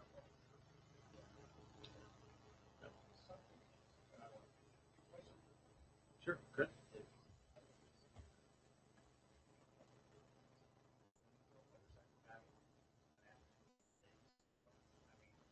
Something to look at each golfer, because a lot of times, police don't. Yeah. They want you to step like training beyond a certain or smart. So they can assist. I don't know if Bonner has one of those. You are, a lot of incentive. Yes. And those who have been, just even before your time, as I would make these presentations, I would talk about the needs of the employees. There's 4 of them, but I focused on the hope because we have everything in place. It's just a matter of what do I hope for so I don't go to Shawnee or somewhere else. You know, we can't give them everything. We can't be first, but we're not last, right? So we're right here. What else can we give them besides just right here? And those are the things I proposed that in the past. It wasn't well received, but if this group was well received, I'll have France Quinn go take care of this because those are the things that do make it's a different assignment. It's like our canine, for example. It's like these specialty things, right? It gives you something. Hey, they're looking towards me to do this new thing or something advanced or whatever, and I get some sort of other experience rather than driving around, 9 square miles, 8 hours a day. Yeah. They may like being on a motorcycle, they may want to be involved in the race, serving water or something. Yeah.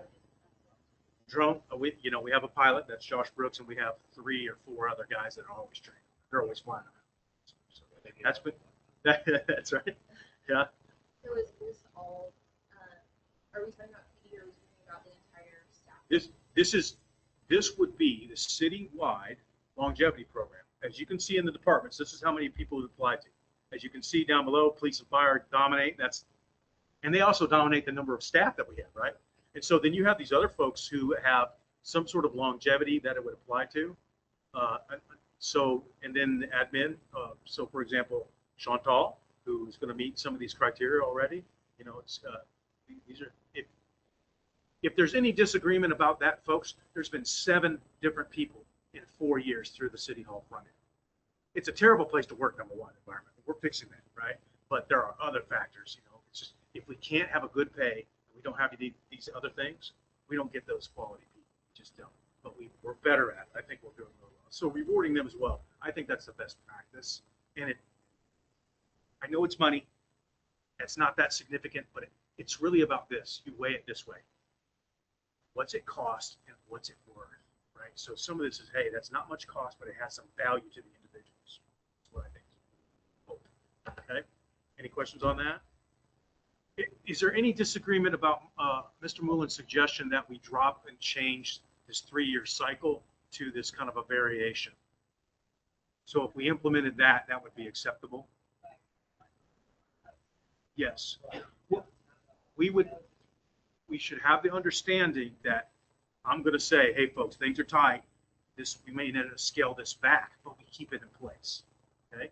You're talking 7%, you have room. If I'm an employee, yeah, I'm hoping for that 7%, but I understand, hey, budgets are tight, but I get 5%. That's still pretty dang good, right? That's not bad at all. So at least it's one more thing besides just absolutely, hey, here's my base wage.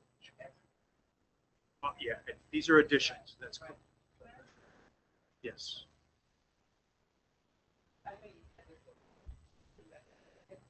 Yeah, we sure try. Some people just don't want to do it. For example, Jeff Short, he had every opportunity, but we already knew when he was leaving. It wasn't just a simple, hey, I'm mad or what. Yeah, absolutely. Now, we did our stay interviews a couple of years ago, and those themes are pretty consistent, I think, as to why they stay rather than leave. Some people relocate because their kids that were located. Yeah. Dusty, yeah. Yes. Yep, just saw it. Just be nice to know, I guess. Yeah, it's, some people who are scorned, at least in their minds, are least valuable. But I think the stay interviews actually give us a little more insight. Why are you here? What's good for you that may be good for other people? That's what I like. So what's your gut feeling on that, changing that? This is new. The PD didn't like that it went away in the first place, that we didn't carry it forward, but the justification, not mine. And I see it. I get what the argument was, that the step and grade somewhat took care of that because, well, every year, no matter what, if you advance from 1 to 2, it's 3%, and then any COLA and any other incentives that you might get.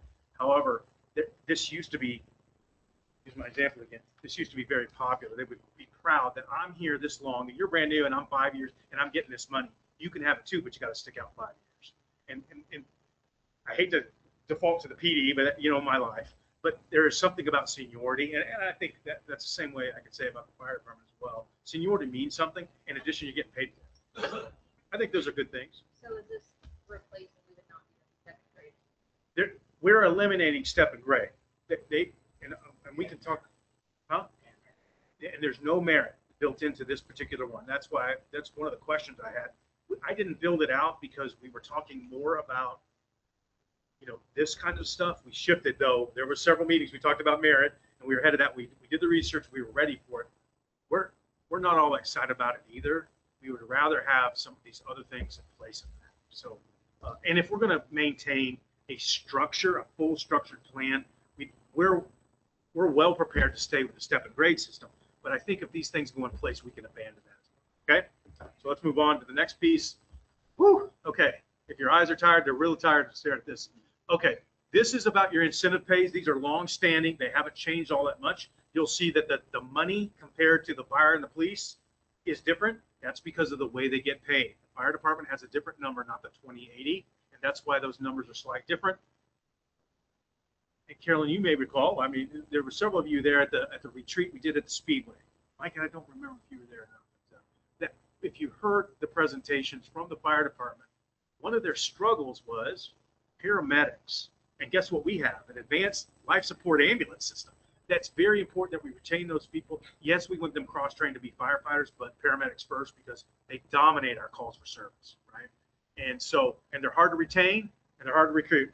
So, but we have a number of programs already that are successful. The part-time piece, we're hiring you. You're well qualified, but you haven't been to paramedic school yet. We're helping you get there. Right? We're doing those things. So this is important that if I'm a 4-year guy from, say, for example, Shawnee, and I just want to make a change, I don't like they're running all the time. I want to be a firefighter too. That's important. Some people want to do both. And so that 4-year person is going to get $3 more an hour on their paycheck to be that special paramedic pay. That's what that is. Because it's very hard to get, very hard to keep, and we need quality people. And that way the base isn't so that we're not recruiting a fresh in $90,000 paramedic. This gives them some incentive. That's what this is adopted before my time. So in a sense, in this chair, this has been ongoing for several years. And I think it was introduced, Tim, maybe at the Speedway presentation. Because it was either pay individuals a lot more money and then it becomes inequitable. Tuition reimbursement instead, in most cases instead, we'd rather train you. We want you to, we would love for you to have it. I'll talk about that real quick, the education piece. We want you to have the education rather than us giving it, except in the sense of the paramedic piece. We can send you to a school that's not a community college, take you 2 years, no way. We get them in how many months? About 18 months, we can have them back. Works good. They're here working, doing their EMT, EMTA, that sort of stuff. So, yep. Well, yeah. Here's. It's a legal question about. Yeah. It's really. We would have to sue it. The city would have to sue because really it's not. Yes, you have these kind of employment agreements. Yeah. But it is something that says, hey, you agree and I agree. At least you're doing that in writing. But in the end, if somebody says, well, I'm going to Shawnee, I hate to keep in it, but they went to there and it's 2.5 years, what are we doing, right? Are we going to sue that person? But I think on the front end, you can remind them of that. It's something, agreement between, and hopefully people honor their agreements. That's what I would say. Okay. Would this be somewhat of a reward to somebody leaves? What would that do as far as their starting salary? Somewhere else, and they bring that. Those are lateral transfers, and right, if this person has a 6-year medic, that person is getting $3 more an hour than their base pay. And so, yep, and we are formulating to make it standardized throughout departments. When you have a lateral transfer, meaning a person with experience is coming to work for us, we can pay them up to a certain, but to make it fair to all departments, it has to be a cap, right? And I think you just hired a very experienced medic, 7-year medic, and came with excellent experience and really wanted to be a part of the firefighting piece and the small community. There's people who really want that, and this was one of them. So he's getting a base pay that's lateral transfer pay, as well as that $3 an hour. And probably does that person, just thinking of that person, has an associate's degree, so they're getting 32 cents more an hour on their paycheck. Now you're wondering, why are we raising their pay? By law, we have to. You're getting specialty pays, which equate to $1. It has to be, 32 cents an hour more. If they make $13, it'll be $13.32. Right, that's how that works. It has to be on their sheet. Yeah, absolutely. Yeah, so you get lateral transfer more than the base pay, right, up to a percentage that we're set policy-wise, and then we'll give them these incentives. This man that we hired, 7 years, associate degree, medic pay, all those things, help recruit him. And I'm not trying to speak for the chief, but that's a perfect example. Range officer. These are our fire range officers. You have to be certified. There is a lot of liability, and you've got to be an expert. So those people usually have 2 and 1 backup. That's all the C-post firearms training. All tactical. They manage all the firearms physically, like they're Glock certified people. They do our long guns, any of that. So, but they have to sign off as instructors that they certified you as a policeman who can fire that gun according to the state standards. And there's some, yeah, absolutely. Yeah, we have at least 3. Yeah, so that's again, you're looking at things right now. These are long-standing. This is not new. The only thing that's different I'm pointing out is the fire department because of their pay. Right? It's the number of hours, not the hour. Does that make sense? Okay, look there. You have 29 people. That's pretty darn good, folks. 29 people are getting education or some sort of incentive, and mainly there's only so many incentives we can give. Language proficiency, FTO, range officer, there's only so many of those. But we have that. What that tells you is you've got people with some education who are getting paid. And at one point, 82% of the police department had a bachelor's degree or higher. And what that tells us is when we hire somebody new, they can go down there and pass the exam. We've only had 1 failure, in all of this time. So, yeah. Yeah. Does the education mean that you're going to be successful in that? No, but it says what? You're committed to something. You learn the core stuff like math, science, and English, those kinds of things, grammar. And so that helps all the jobs in our system. We have a person with a bachelor's degree in administration, and as an up-and-coming person, as in business, that person, we're going to train to do some other things as they grow into the job. But that person deserves some education incentive because it's good to have that. Okay. I think I've reminded you guys, folks, before that, there was a time every department at the city had a master's degree. You had Tammy Snyder, Dusty, you had that group together. There was Chief, myself, Mike Webb, 6, 7 people all had a master's degree. It's the standard. So, especially when you get into those, you're paying 6-figure salaries to those people, but you want them to mitigate risk. They're professional. They manage things, right? So let's talk about the fire department annual pay calculation. I've communicated a couple of times that you should be ready for this, and part of this is educating you as well as getting our firefighters to understand what's happening. Is the calculation was wrong, and what we were doing is we based our salary off of this number that you see, 2756, and then we escalated the hourly rate for the overtime, and it was just, we were overpaying. In 1 year, we overpaid $60,000, right? And they would say, hey, we deserve that level of pay. And it's not that they're not getting it with the new calculation and some of these other benefits. It's a matter of it wasn't budget aligned, right? If you look back at the history of, and Chief Whittam could testify, we were putting pressure on him, saying, why is this happening? Well, when you go back, it's because we expected this, but we were getting this, right? It's like, well, no, it should be here. Why are we overspending? And it truly was not its fault. It was done administration, error or otherwise. It was left to that. And I noticed that again in July of 23, and I said, we just need to go back through and fix this. And again, if we were dividing and lowering the rate of pay, people would be offended. So this is the best time to do it. And you can see on the new proposal, that the alignments, the new pay proposal, the alignments are, you have this hold, we're going to abandon the step and grade, and I put a line mark right here, police, specialist, and so will the fire department. But they're moving from down here at like 40-some thousand to step 5 equivalent. That was what the market study said. You must move these folks to be market compatible. Just push back on that for a second. The market study did not consider cities our highest at all, or our budget highest.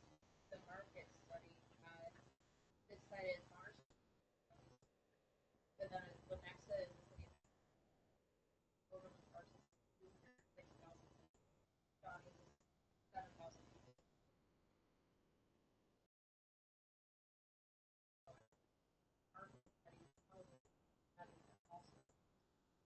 Better than I do recall, and I think his answer was, position for position, regardless, you will see that there's not substantial discrepancy in what a police officer does and what they get paid overall. But what we're talking I about, would like to see though, the apples to apples, not just okay like us as well as the specific job. I want to see what other cities similar to ours are for not only what they're doing for the positions, but also how many do they have staff and how many. I feel like if we're aligned some of those, then we might even be able to do what's in the right.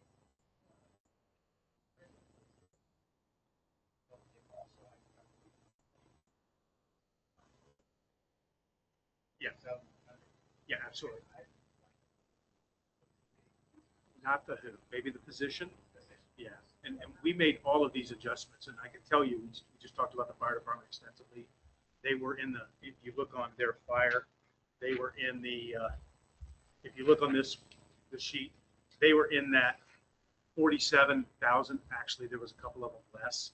And that movement in the new recommendations moves up to that step 4, which is 51,900-ish. So, right, so it's not significant, but the starting pay should be 51,000. So I would just encourage you, go on Indeed and look for police officers. You're going to see that Riverside, Bonner Springs, the Tonganoxie, Baser, and that sort of thing. It's going to be anywhere from, in the fire side, anywhere from this 51 to about 56 on average. And then the police is going to be very similar to what, now if you look on this, I've circled it under H. If you look under H, you will see That is what a police officer range is, and that starting pay is $52,000. That's not unreasonable. That's way in the market. That's right at the market level. So if you look at H and you look at step 5, so that's the recommended. So even though they may have compared some larger communities who then overall may pay more at some point, these are what we call the minimum, right? The starting pay. No, the step 5 should be 52,925 under H. Everybody got that? 55, Oh, I'm sorry. I circled the wrong one. That's because I left my glasses. Yeah, 55,571. Sorry about that. So we should be around right about 52-ish in that range for the fire and about 55 for the police. That's where it should be. Is that on the other? This is on this one, the blue. Step, if you look on F, their very first one is their entry level. It's 51,009. That's where, yeah, step 4. That's where your new pay scale is proposed. Okay. That would be the base pay for somebody, like, Year 1, should start. very step. Yep. And then of course you add in if they have a degree, and in 3 years add longevity, those sorts of things. And by the way, we could pay them more base money, but those things start to compound, and we just simply, this is what we can afford, and especially under the budget that we set, right, within the budget parameters. So the calculations for the fire department will save us some. The average, this master firefighter is a senior person that is what we used to term as the driver, but they do other things as well, and they become an acting captain if the captain is absent. And so that person under this scale is $24.74 an hour, and then you can see that by the time it's all said and done, their schedules overtime, and we have to pay time and a half premium at anything over 212 hours every 28 days. Okay, so it's scheduled. This doesn't include, so their overtime rate is going to be that 3111 on this. I think that's the math, 24.74, 3111. So if they work an extra schedule, 24 hours, they're going to get that overtime prime rate will add to this salary, which is common. And they, I think on average right now, they're working every bit of 3, if not 4 additional 24-hour shifts on average. But what's helping offset that is the excellent program that we have for our part-time people. And that's a part of the scale. It's been introduced as, hey, we're going to pay you this much money because it saves us that, right? When you start compounding scheduled overtime in addition to extra overtime, that drives the salary way up. Way high salaries drive the overall cost of an employee. No, it's actually, if you look on the new proposal, it's the last one on the fire department. So look at the sheet there, right? Keep going, one more on the ground there, on the table. Part-time at the very bottom. Yes, ma'am? And so what do they start at now, and what are you proposing to start part-time? Yeah, do you know that? 1450 for part-time firefighter. Yeah. Currently? Currently. Yeah. And what are we proposing to do? That very, so the very minimum, which is that 17. Now, what the goal is to, now they don't work full time now. They can only work 999 hours because, yeah, right. So you need a pool of them to do one job, right? You need 5 or 6 of them. No, I just wanted to make sure we were. Absolutely. And the chief was given a directive saying, when you get a quality paramedic, make sure they're getting paid. We'd rather have a pool of strong candidates that we can pull from all the time, rather than 100 of them who hardly ever work. Right? There's continuity in the service. You can schedule them, and they're here every 3rd day to work on our shift. So that's a really good program. It does not work for the police, unfortunately, but that's just a way. It's a whole different animal. So we're not so lucky on that side. Okay. So these are the outcomes. I mean, we're just in the wrap up. All adjustments. We can do all of this, and we still save about $46,000. We won't end the year with that money in that particular line item. It aligns with all the professional study stuff that we there. No matter what they said in the numbers, they said we absolutely needed alignment. The whole reason we commissioned the pay study was because we knew we needed alignment. We were way out of whack. So then retention and fairness, we talked about, we eliminated the merit. We're eliminating the step and grade, because what you're adopting would be that document, Carolyn, you're looking at right now, that new proposed pay study that I think everybody has. And those would be the alignments. It's affordable. It's not outlandish at all. And I think it does support anything we're doing with equity amongst the people, as well as some fiscal stewardship. So what we're trying to do is retain and recruit people. And I know the police still are struggling with it. If you had to answer an ad at $48,000 to be a policeman, it's not a line. It's just no. There was a time we were, yeah. Yeah, if you go to H, it's 49,374. Right, but our advertising is at 50. Yeah, Where we're starting. and we had to. A couple of years ago, in fact, right before my time, I said, you couldn't recruit anybody at that number. So this scale has been relatively close for a few years.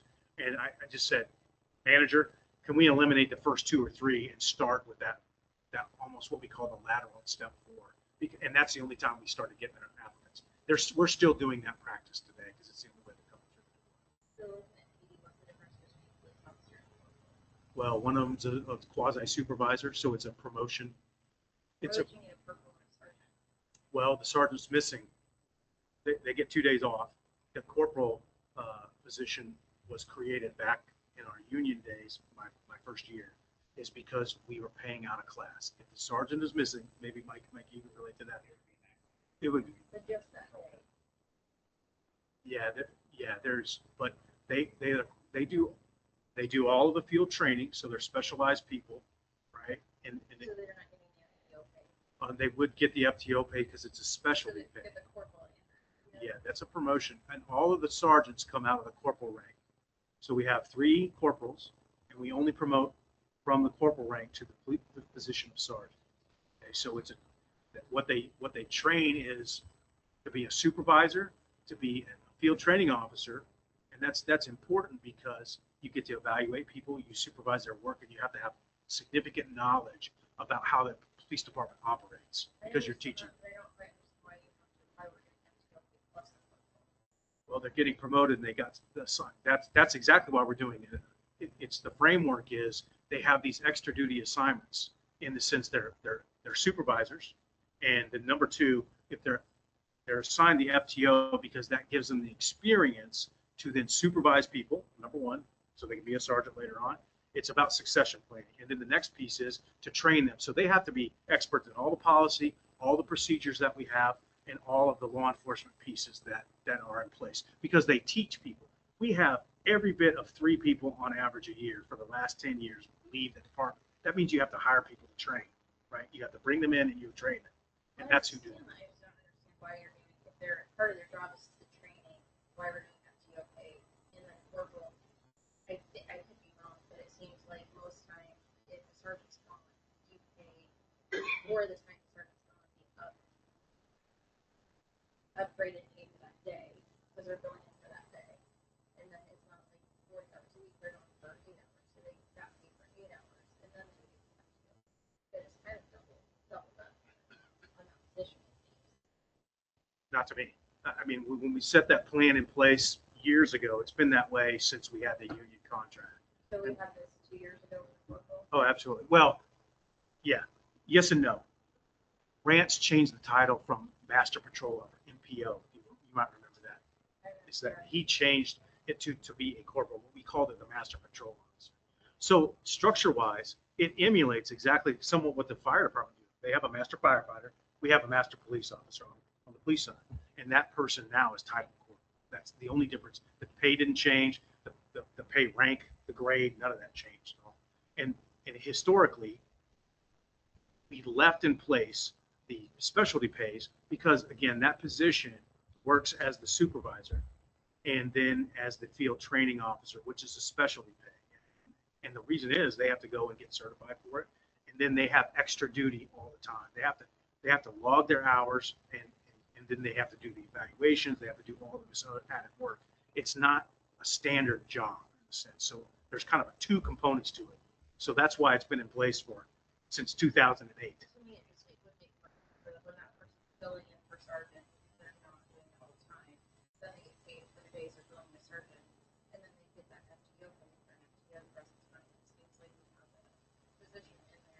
And that's what I'm talking about is when we're looking at other agencies in similar communities, do we have corporal and patrol and public service officer and emergency and deputy?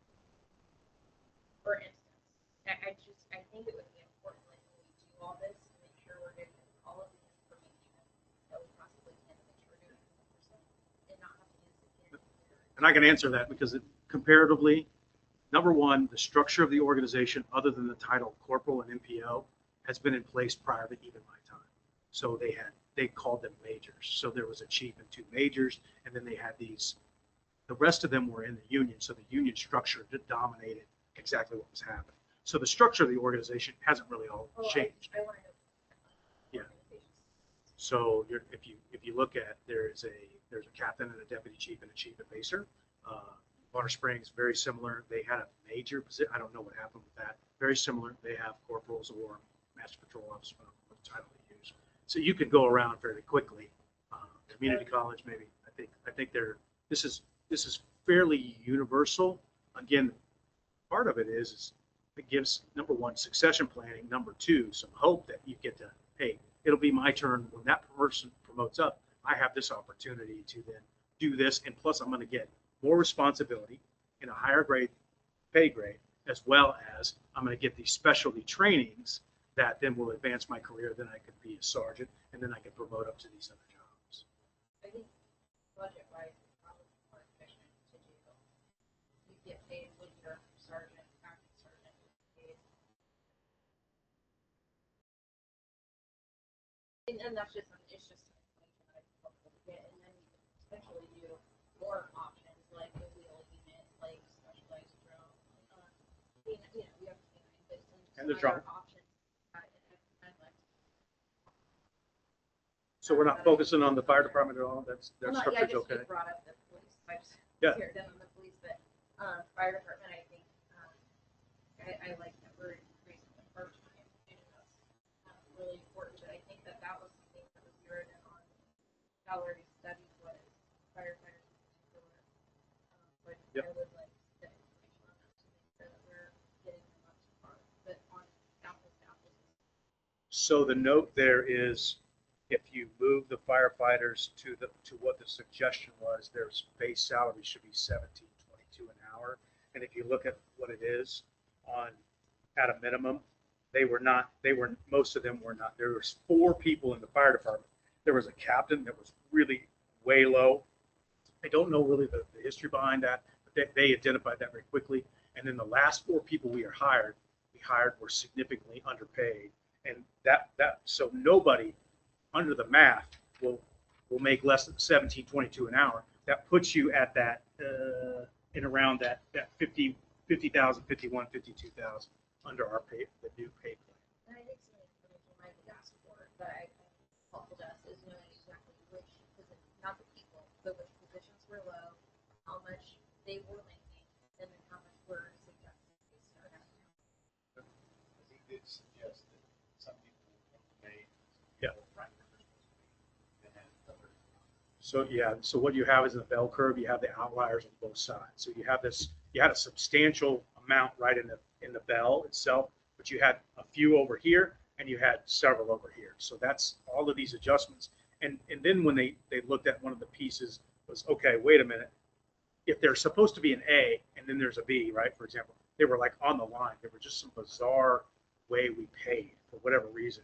And so we just had to make some of those adjustments.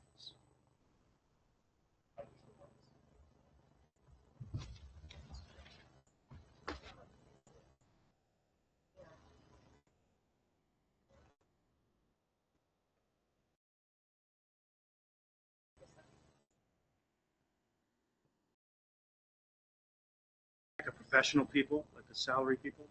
I'm not really interested in hiring, like, I think we can really do it with this group, but, we already spent $50,000 on a study that brought us information from the city of 200,000 population. I don't know.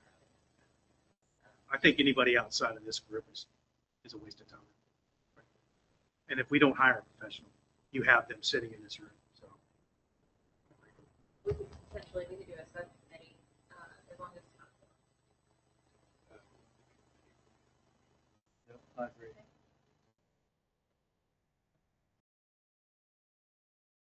but I think just getting those questions answered, that's something that I could potentially help with other Which part? cities. Just getting some of the numbers for different cities around. So you're doing that, not staff? Like, I just get for that information. If you're able to, I think that's great. Is it where, are we being trusted to do it or not? What is it? I would just like to see stuff.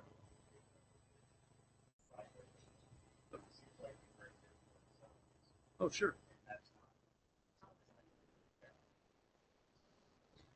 So there's an expectation that you freeze some of them, and then there's conversations that we're going to devote people.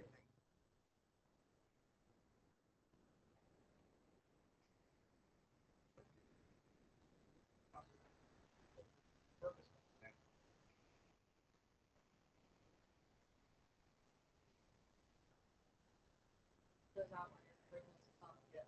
And then let everyone else catch up, and then start. Everybody will be able to, I would assume, benefit from longevity. Just a channel, I think what you guys are asking staff to do, there's a list of second cities and second class that have but just going through some of the similarly sized cities, not taking into account different areas have different cost of living. Southwest is going to be different. Pacing the Play Center, which is North Central, Airway, Goddard.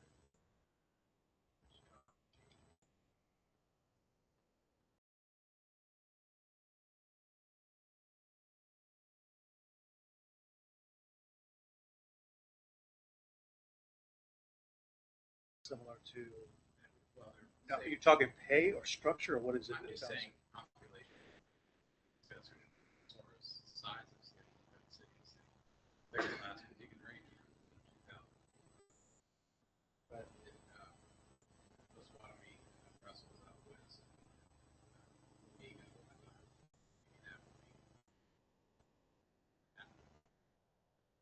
That's helpful, it's close to metropolitan, I think is.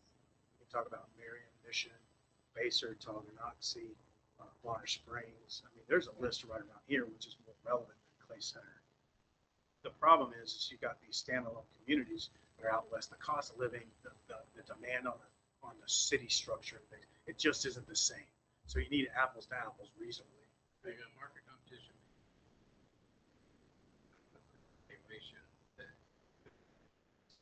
city with the great valuation. So like I'm thinking Johnson County probably going to higher. They're just carved out next to farms. So I don't know. That's what a cost study is supposed to do. But I understand the frustration. And I think that's true, that kind of helps with, it's not only population, but maybe the overall assessed value, because that addresses the budget piece. Like, are we looking at budgets that are $30 million when ours is closer to $9 million? So we should be looking at, when we're talking about cities or communities that are similar to us, it should be similar to population and similar to budget. And then if they're, I think even more credibility with if they're close to whether it's big city, which is high, is just as big as Montgomery County. And so that would, that gives an idea of the range a little bit. But that would help me this one. I don't know the relationship statistically, what an evaluation in different areas would have impact on what a police officer makes or what a public works guy makes. I'm just trying Or like, what is it equal to? So that has to be the other side. we can't afford what we're doing now. Oh, well, potentially, actually, Doug, did you get those numbers and what we budgeted for salary in 2025 versus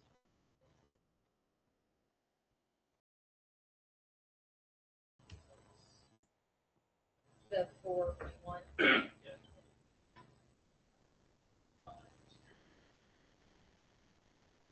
Say it again, I'm sorry.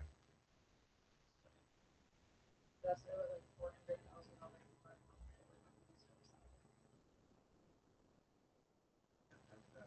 There's nobody that disputes that give salary increases, that's a cost driver, absolutely. Well, and I think that's why we can zero in, especially on the ones that are the outliers, and then work from there. I think we need to prioritize the outliers and then make sure everybody else is taking care of the longevity. But I don't think we shift everybody over if they're already. So if they're already there, we're not giving them a raise. Is that your suggestion? Well, they are doing 3% no matter what. We approve that. But then we're not That's, giving a the raise. COLA is not a raise. Let's don't confuse a COLA. That's a market adjustment. Pay increase is COLA. So they're getting a 3%. Not by definition, it's not. It's a market adjustment, cost of living specifically. Now, a raise would be 2% more, whatever it would be. That's- So no, we're not gonna do anything until we get the information. That would be, I think, the right way to do it, to make sure we're doing, making a policy, we want to adjust it in 2 years. The other thing I really like about this actually is having the based on the year and not the second grade is to want to take out subjectivity, so we're not hiring somebody young, we're not gonna hire somebody that they have 6 years experience when they get this, or we're gonna hire anybody based on subjectivity. But then the other piece of it, You said when they didn't. What did that mean? You said when they didn't have those years. those years, so like, right now, we're hiring people at step 3 when they're brand new. So it takes that away. And then we're not shifting in the second grade. If you're on 3 years, then your pay is somebody from that, plus any incentives that are structured. And then the other piece is it gets rid of the political nature of our salary budget, where it's not coming in and setting an expectation like here, and then we have staff that are frustrated, discouraged, or disgruntled because maybe we have a presentation asking for the whole thing, for example, and then we compromise and say, okay, this is where administration probably knew we would end up. Well, we want staff watching meetings don't necessarily know that that's an expectation for the time for them, and then we have staff frustrated every year. I think if we have this in place where it's kind of set out, they know what to expect. They've got this hope factor of I'm on for 3 years, I'm on for 6 years, a couple more years, we get a pretty significant increase. I'd even like to see some of those percentages increase actually as we're looking at the study, or at the adjustments.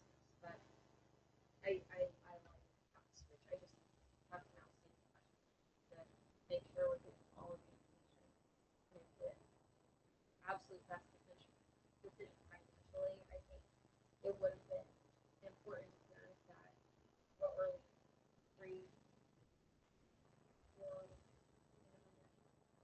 minus 383 is $270,000 different from one year to the next. Like, that's a lot of money. And so I think that we want to make sure that we're getting all of it. It's not clear exactly what the expectation is.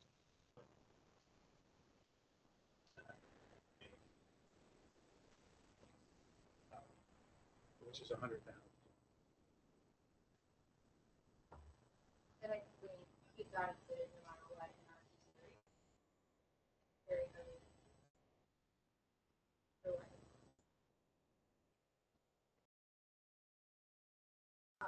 I think it would be good if council,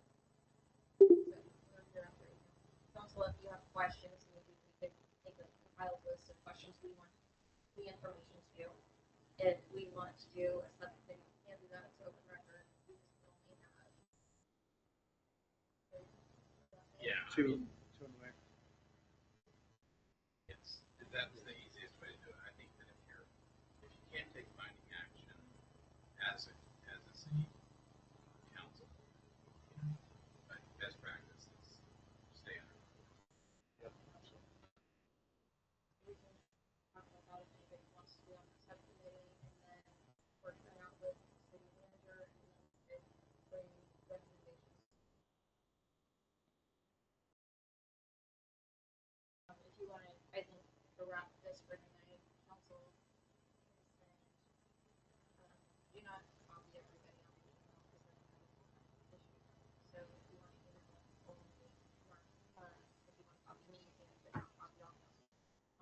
questions that are included to bring back to council, and then email me if you're interested in being on the staff committee, and then we'll get that information. I just note I only heard from 2 people. And usually when we do these things, I don't hear from anybody. So if you do have something, I'd like to hear it. Because I Right now. No. You're certainly welcome to speak because only 2 people have talked. So, but that's okay. But if you do have something, I'll address it. Absolutely. I don't mind. It's not really clear what the expectation is. And it's not really clear if there's support for that expectation. That's the problem. I might go and do some work that I'm not hearing from anybody else. I'm hearing from just 2 people clearly. And that's okay. But if there's something different that you want, you should communicate. I do this. Yes. I totally. Yeah. I don't necessarily. Yeah, absolutely. I'm here to do the work. I don't mind doing it. I just, because I don't know, there's a lot of moving parts. So if there's an expectation that you would like to see something, you just need to let me know.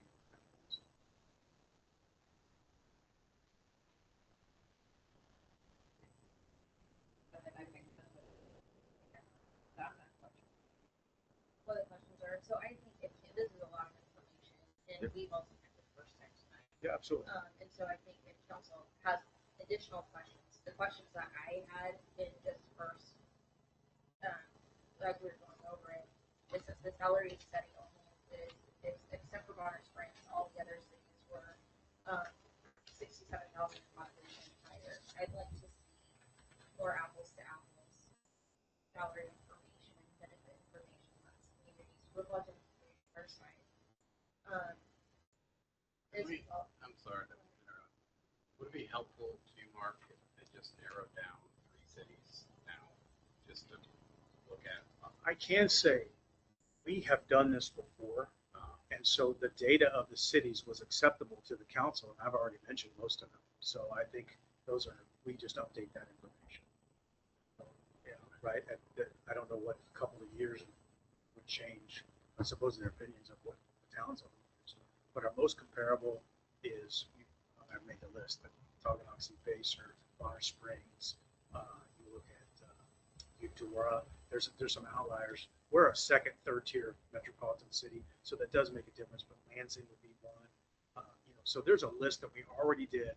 It's how we got the step and grade, and it was an in-house project that we're criticizing. So just FYI, I won't go do the work, but in the sense that we're kind of back to where we were, asking for the same things that we kind of were trying to get away from. So I will go back to those to start with, and if there's one on your list that, hey, I think this is a real good idea, Roland Park, for example, or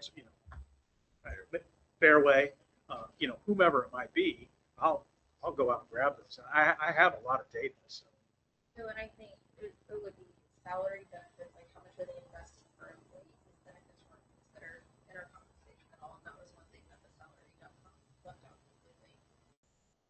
And then how many in their departments, like what their structure is, how many job descriptions or positions there are would be good as we're breaking that down, and then comparing person benefits ideas, like if they have other comp is something that would be good to consider. When we're a smaller department, all of our smaller departments, and we're having to work overtime, we might prefer contracts to overtime pay. I know that's been discussed, but with the police department, here's the problem. You're only staffed a certain way. When they're gone, somebody has to work overtime. And then what happens is what happened to the city in the past, which is very simple. They got sued because they didn't pay it right, and then they had to pay a big lump sum. So historically, the police department has stayed away from comp time. There's a reason for it. Why don't they just they're not Mentioned to you that number one, there's 40 hours of training. They have to require a use it or lose a vacation, right? Then you have all of these sick leave. Your training is ever, I say training already 40 hours, and we normally double that in a year for every. So what happens is you don't have this kind of a reserve force to infuse in your schedule, and that's so what happens is they're running. They have to bring you in for me to take off. You have to work. I'm working with him, but now I'm off, and they have to bring you in, and we're paying you overtime. or we're getting your comp time. Well, when we give you comp time, you're gone.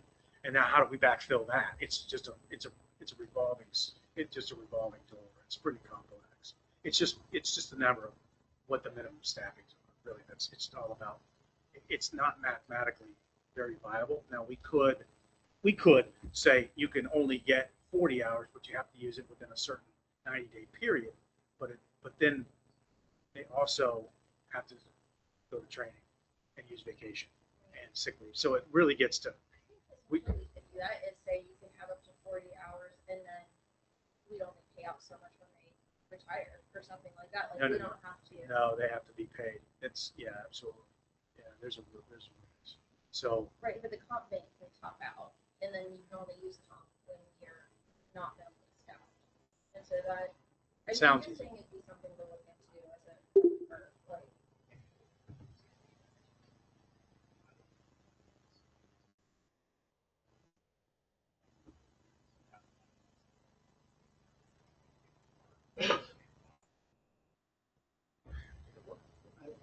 What happens with us is vigilance fatigue. We just have to staff these guys so much. That's I'm just not from experience.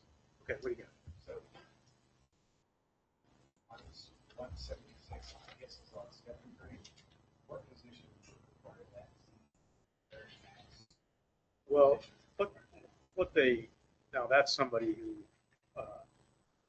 that's more of a placeholder. The Z is and this would be the city manager. That's yeah. So, but it's a placeholder. That's not because the city manager job is contracted. But it says city manager, you have a salary on it. Gives max is $225,000. So you basically have $60,000 in this fund. This chart that worked this line has a concession. Well, that's kind of what I'm trying to do. Again, those were it's not something I put in. It's just what the salary. Yeah. So that recommended. well, that's the range, right? The minimum, the median, right? The midpoint, and then the maximum. Right, but I was our salary. That's what I'm trying to get at. What are our salaries that we say? What positions? So you're seeing a format of what they recommend. That's very similar to what they recommend in the sense of how it's formatted. They did a position review of all of those positions, and then so they recommended this minimum, this midpoint, and the maximum. So my request, I want to see who's not paid enough. And I'm not talking about. Yeah, I get it. Yeah, I got it. Yeah. To help me understand why this sounds. And our exempt employees usually included in the same pay scale, or is that different? So on the current one we're under, if you this looks like this. If it says E, those are exempt employees. There may be something here. What am I comparing? And this is like we can get into these with that. Compare exempt, if there's any difference between exempt and non-exempt on the pay scale. Like if it just goes up the same or if it's all of that one's just a different Well, adjustment. Because I don't think like our police chief we didn't figure in on the police on a seventh grade, did we? yeah, all of these were adopted by the council. This is what you're looking at right here. This is adopted by the council. So that was again. That, Well, this, but I don't see position. I don't see. oh, yeah, position, and it's just so these are, yeah, I get it. There's another little section over here that couldn't fit on this paper, but it would tell you police officers H, for example, and a corporal maybe is M or whatever, right? So there's an alignment of all these people. that would be helpful. Yeah, that. So, and then you should have those, what am I looking at? You should have those in the new, those new alignments which say exactly what the position are. Does it not? I think it does. I got so many dang papers. Yeah, it's in the news of the position, so it doesn't say like to convert it from where they were to where it is now. And then it would be nice if it didn't just say. Not sit, like,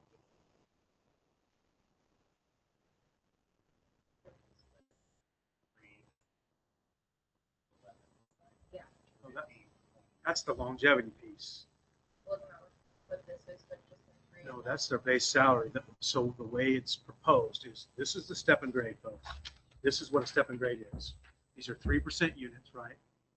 Every from 1 to 2 to 3 to 4, all the way to 13. is a 3% increase by a step and grade adopted by the council. Each one of these has about a 5% differential in each grade. So if a grade A, B, C, D, right, goes all the way down, that's the control compression against other employees, right? So, and then it's positioned aligned. So that's the step and grade system. You're saying to abandon this altogether, okay? The 3, 6, all that business we talked about was about longevity application. That's a separate piece in addition to the pay. So, right? So it's What's this? that is the pay scale. So what is The minimum is the higher end, and then you progress from there. And they're saying at some point in your life, if you're here long enough and the scale doesn't change by COLA adjustment, that you'll someday hit that very maximum.